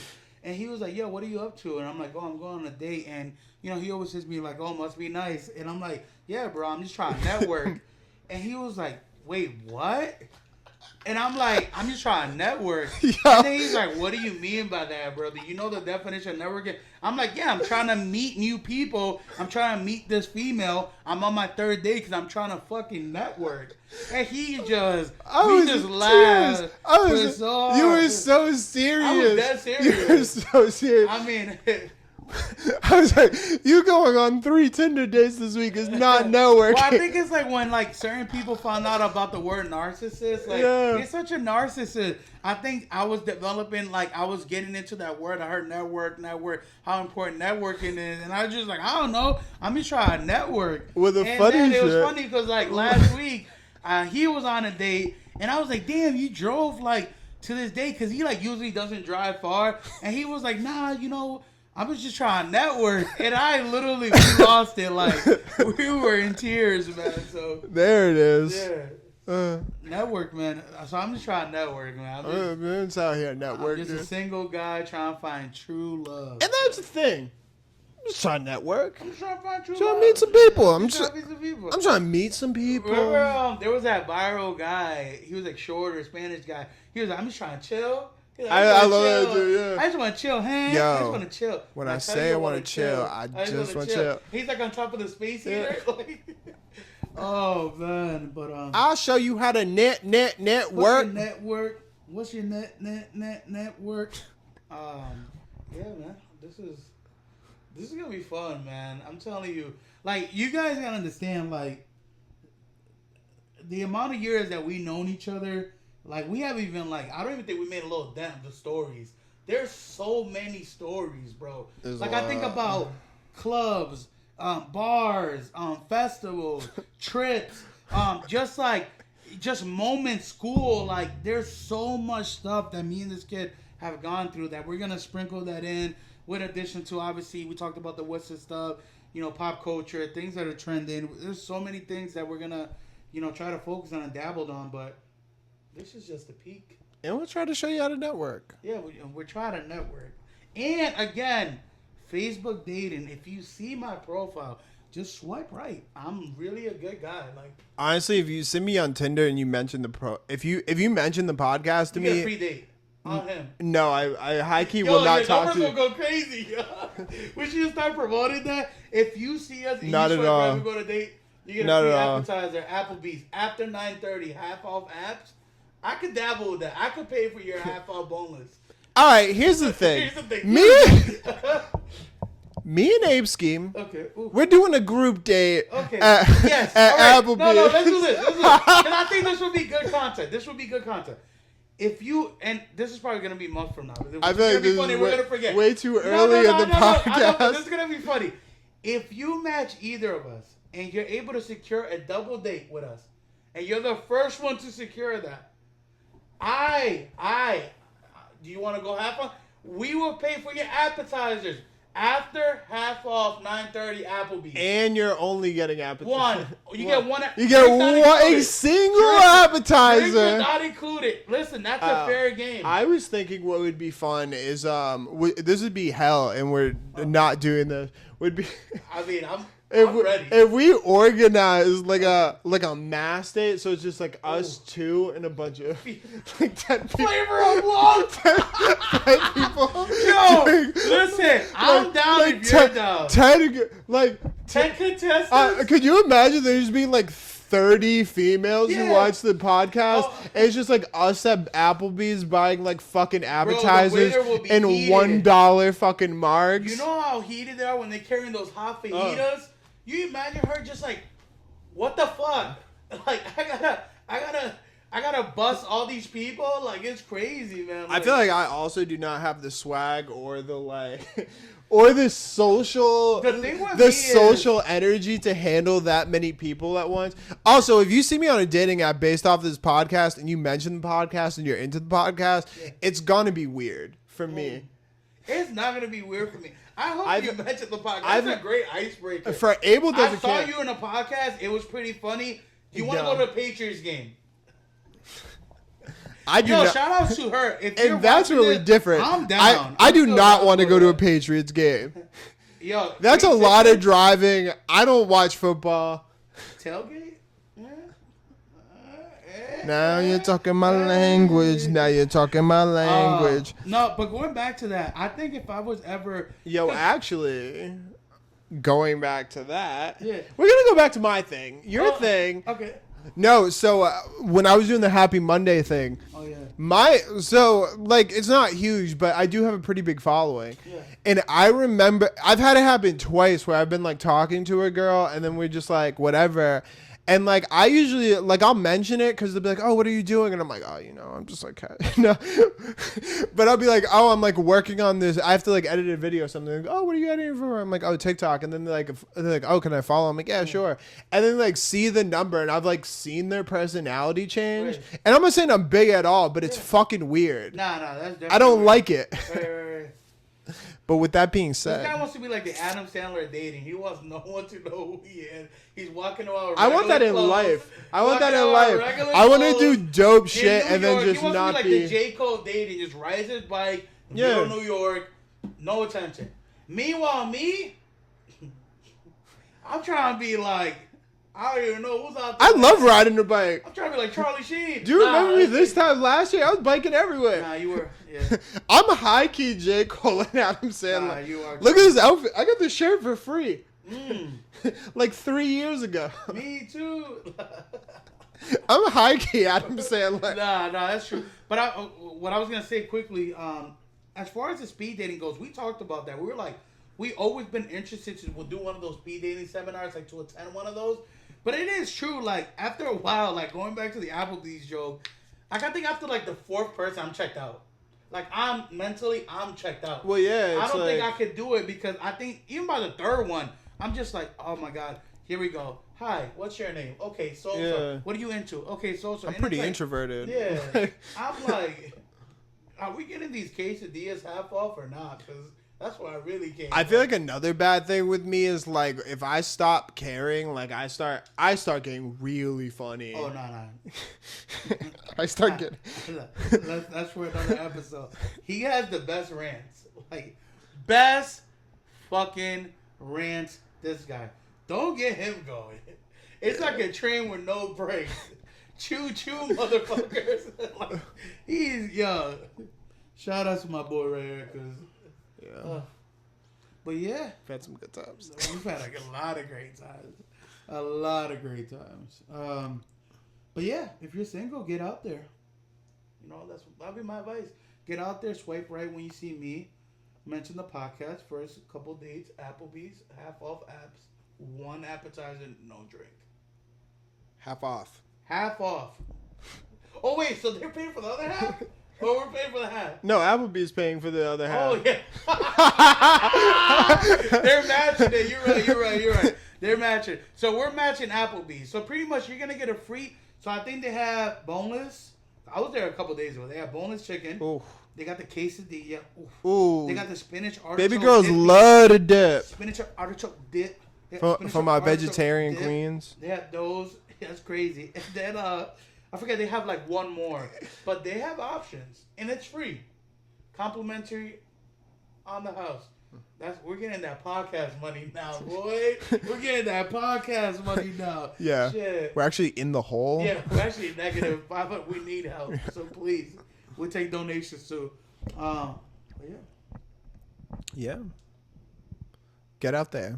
Get out there. We believe in Don't you. be afraid. Honestly, I feel like if girls just approached guys, I feel like they would fucking. I feel like guys are always down. Like, you could be a guy and you're at work and you're serious. You're literally like, not even like looking to date. And if a girl comes up to you, be like, hey, handsome, you're like, that shit, like, boosts your confidence. I've been through those drive-thrus, right? Where you go to the drive-thru and they have that soothing Delilah voice. Hey, honey, how's it going? That's wild. And you're like, oh, Said man. Delilah? Yeah, and you're getting like that sweet tone. And you're like, oh my God, this girl, she just called me handsome over the intercom. You go out there to pay, and it's like, usually it doesn't match the voice, but you're still happy because she called you handsome. Hey, my love, here's your coffee. And you're like, yo, that shit like cheers you up for the rest of the day. I feel like guys are easy. I feel like guys are easy, but I'm very socially awkward. Like, he'll be like, it's 2:30. He'll like walk out. Well, I feel like if a girl came on like too strong at me and was like, hey, handsome, I'd be like, or like when they call you, I'd be like, oh, hey, hi. I had a girl call She'd me be like, daddy the other day, and it was definitely too much, but I love that shit. She was like, okay, daddy, and I'm like, oh. What was this? Oh, on Snap. Hey, we outside.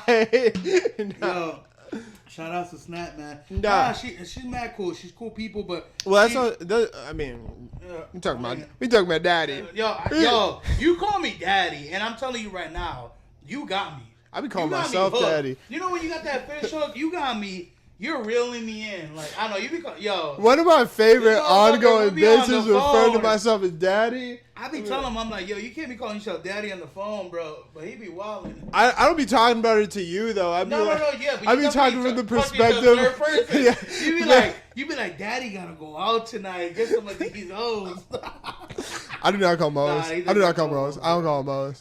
Some, yeah. maybe one. He calls them their. What is it he said? Sweet baby girls. Sweet baby girls. Sweet baby girls. Sweet baby girls. Sweet baby girls. Sweet queens.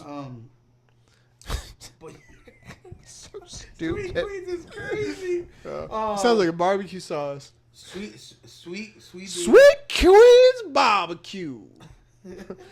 I used to be a saucier down in San Antonio. Oh my God! But yeah, no, man. Like my words of encouragement. No, wait. So let's say you're at a grocery store and like a chick comes up just like fucking bad. Call me daddy. No, I'm sold. nah. All right, we're not talking about that. She's not calling you daddy. All right. She might. She's like, hey, She's like, I saw you "Daddy." over there. She's like, I think you're mad handsome. She'll come up to me. She'll like, daddy. I saw you get that. She'll not be like that. You get that cold cut from Boar's Head deli meat, and I see that. Are you still getting Boar's Head right now? I love Boar's Head. There's like a huge recall right now. Oh, is there? Yeah. I mean, they're turkey. There's like a huge. Melvin turkey. They've been having like a huge issue with like E. coli. I feel like that was also the case in Chipotle, and people were still going. There was a moment when they fell off, and then they started text messaging everybody about. Under the rug. Now they started text messaging everybody about free burritos. Yeah, that was back in like I remember that shit back in like 2013. I don't know if there's a recall now, but I've been buying Boar's Head. That shit is fire. might want to look into that. I mean, I'll be in the class action lawsuit with the rest of the people that got affected, but yeah, they shouldn't sell it. I don't know at the store. What the fuck? Boar's Head is lit though. I love Boar's Head. Listen. Shout outs to the other companies, Sara Lee at Walmart. Boar's Head, top of the game. Wait, so you're in the shopping alley and a chick comes up. She's like, Yeah, hey, you're mad. No. She's not calling you daddy. No, let me get it. Let me say my story, then you say your She, no. So she'd be like, hey, daddy, I saw you got those cold cuts. How you like those oven roasted turkey? And I'm going to be like, yes, mom, these oven roasted turkeys are really See, you're good. talking about an actual conversation. I'm just talking like she walks up and she's like, God damn. She's like, I saw you over there. She's like, She's like, God damn, you she spent like- $10 in Boar's she's like, Head? you looking handsome as fuck. She's Daddy? like, you're mad hot. No, Daddy? no. It's Yo, my daddy. story. It was my story. No. It was my Are you story. the female? And you hijacked it. All right. I'm giving you the scenario. Okay. You're the female. Go. I'm the guy. Well, I'm not the female. I'll buy this delicious. You're not in the deli section. Where am I? The produce? You're just Well, grabbing the something. supermarket. You're standing there. She doesn't know what you bought. All right. Maybe. Self checkout. You're just in the produce section. You're Okay. just like feeling like yeah. mango. You're feeling big juicy melons. And she's calling me daddy. No, and she's just like, oh my god, I saw you over there. You're so handsome. She's like, you're definitely not like daddy, but you are handsome. Yeah. Like, how would you respond to that? Would you be mad cool? Nah, I'm literally gonna be like, cause that doesn't happen every day. It's gonna be a shock component to it. I'm gonna be like, holy shit, this person is really talking to me like this, and I'm gonna be like, you have nice tits. And she run away. No, I'm just joking. She's like, so do you? I can't look at you. Maybe if I close my eyes, I can focus better. Oh, what the fuck? All right, close your eyes. All right, close your eyes. Close your eyes. So I'm at the mango. I'm checking a mango. Okay. All right. God damn, motherfucker, you sexy. That's crazy. I would be like, who the fuck is that? No, but it looks like Margot Robbie. She's like, God damn, motherfucker. Damn, that sounds like the guy is like, Damn, motherfucker. You mad, sexy motherfucker. Fresh fries, motherfucker. Remember that guy? All rise, motherfucker. I saw you over there. I thought you were mad, handsome motherfucker. Damn, bro. Am I in New York? Yo, can I get your number? That's crazy. But she looks like Margot Robbie. I'm just going to be like, yeah, you can absolutely get my number. And I'm going to be cheesing as fuck. I'm going to be like, tickle me elbow. I'm like, just like, like. She's like, damn, you're mad goofy. I'm like, yeah, goofy. Never mind. I'm going to go talk to that guy. What, the guy with the white hair? Hey, daddy. Oh, shit. Motherfucker stole my punchline. I knew it was coming. You were setting that motherfucker up. Nah, man. Listen, man. You call me daddy. You got me hugged. You don't even have to say much. You say, hey, daddy, pick me up at 8. I'm there at 7:30. Like, you got me at daddy. I don't know what it is. The word, oof. What's the word that gets you? Because it has to be something. I mean, I like daddy. Daddy's lit. Daddy's just, it's different. It's, Daddy is lit. oh, my God. It's just something about that. But I do respect women who think calling guys daddy is weird. So. No, yeah. You don't have, it's not a requirement. But it is a must. It's a requirement. No, I'm adding into my Tinder profile. No. It's like if I get me. if I go to Daddy. Chipotle, if I go to Chipotle, Or it's a no-go. If I go to Chipotle and they ran out of guac, I'm gonna still get the burrito. Don't get it twisted. I want the guac. Oh, But okay. if they don't have it, I'm gonna get the burrito. Oh. I'm gonna get the burrito. I didn't know you was balling like I'm that. living here with son. I didn't know you was balling. I'm from around the way. I'm I living here leave with son. something. Like, come on, man. Like, nah, man. Daddy is. Shout out to the first person that was just like, Daddy? And the guy's like, huh? What is this sorcery? Like, she's like, Daddy? You're like, this is weird. Keep going. You know what I'm saying? Like, it's crazy, man. But yeah, no, she said that, and I was like, oof. I was like, damn. Let's get married tonight. Stop inflating this man's ego. I'm talking to you. You're acting like only you can prevent forest fire.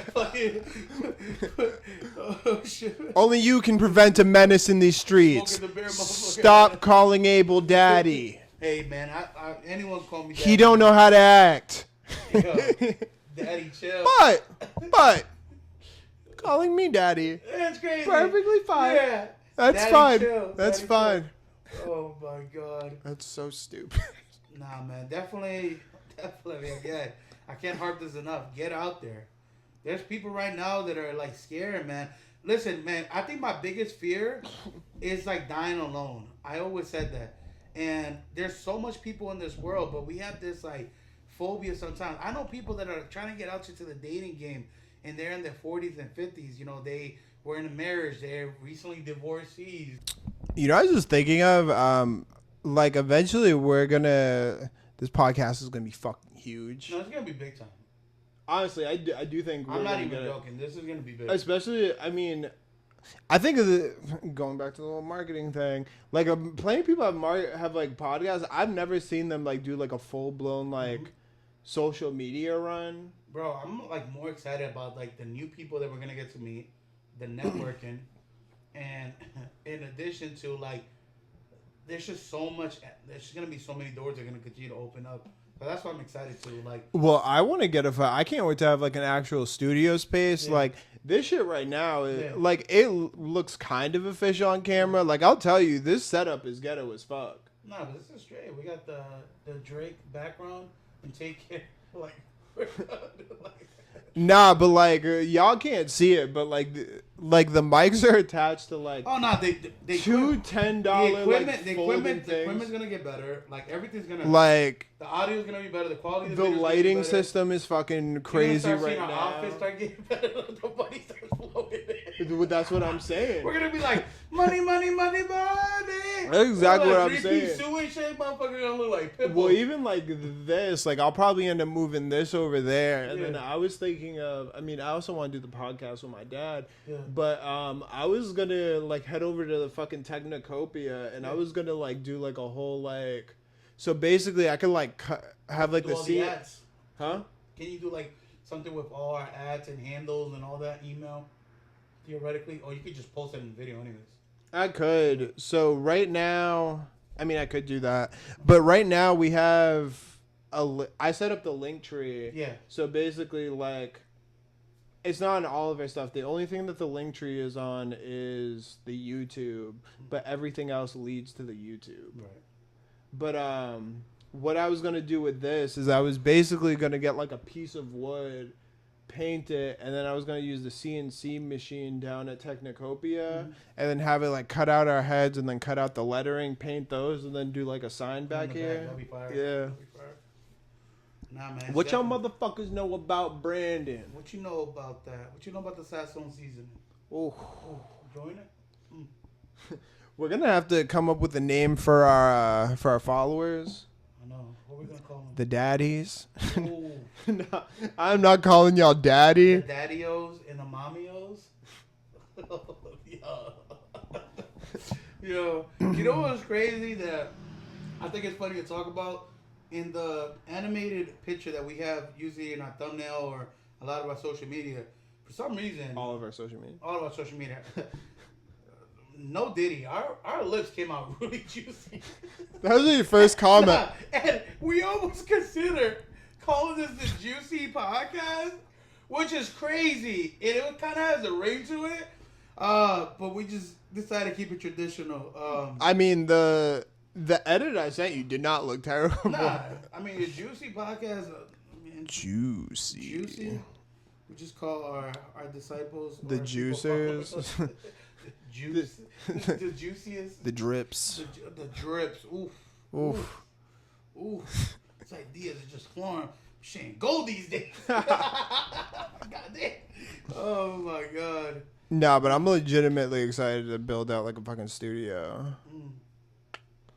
Yo, And have another reason to leave my fucking house. 'cause- yo. I think that'll be dope having somewhere where you get out of the house, because I think for myself, I can speak for myself. it'll be dope. You're already out of the house. No, I'm outside. You already did it. I'm outside. You don't live here. After this, you gotta go home. Mission accomplished. But I'm saying like going somewhere like having like an office or somewhere that we could go and we could just get away and we could just sit down and come up with concepts and idea and have it like a workshop. I think will be truly amazing. Well, that's what I want to do. Yeah. So like, I think that's going to be like way down the road. Yeah, for sure. But like the first steps are going to be like is like getting all the subscriptions and shit. So like there's like a bunch of make sure you go subscribe. Well, not even that, but like there's like services we're gonna have to get for like content posting shit like that. But at first I'll do like most of it by hand. But like it's gonna be getting that stuff, and the next thing's gonna be getting a video editor. Then the next thing's gonna get somebody. If you're a video editor out there, you're a young entrepreneur and you're trying to work for free right now, we're hiring. So, is your little brother a young entrepreneur? Hey, I got a dabble on him. I don't know if he's into video editing. But. And then from there, it's getting someone to post all the social media stuff. Right. And then the more... If you out there, you post social media stuff, and you're trying to work for free, young entrepreneur. But from there, like, once we have somebody to post the social and somebody to edit it, then we can just focus on doing content. Right. And that comes with skits, that comes with fucking lives, that comes with everything. Man. Skits and all that stuff, man, I'm ready. And even just, like, reaching out to people, like... Yeah. I don't know, but I'm excited. Like we still have to figure out like the schedule for like posting and stuff. Right. But like all the infrastructure is there. Yep. Like everything's pretty much like set up at this point. Mm-hmm. You hear that, driplets? It's coming. You hear that, daddios and mommios? I like daddios and mommios. I kind of like it. It kind of has a ring to it. Yeah. What do you guys want to be called? Make sure you comment in the section below, daddios and mommios. I kind of like it. You start making shirts of daddios. It's like ramen noodle. You know how I spell the word daddio, the ramen noodles, like the noodles on the tomato soup? So daddios and mommios. Yeah. Oh my god. Yeah. But yeah, that's the podcast. That's episode 2. Bye. Adios. Arrivederci.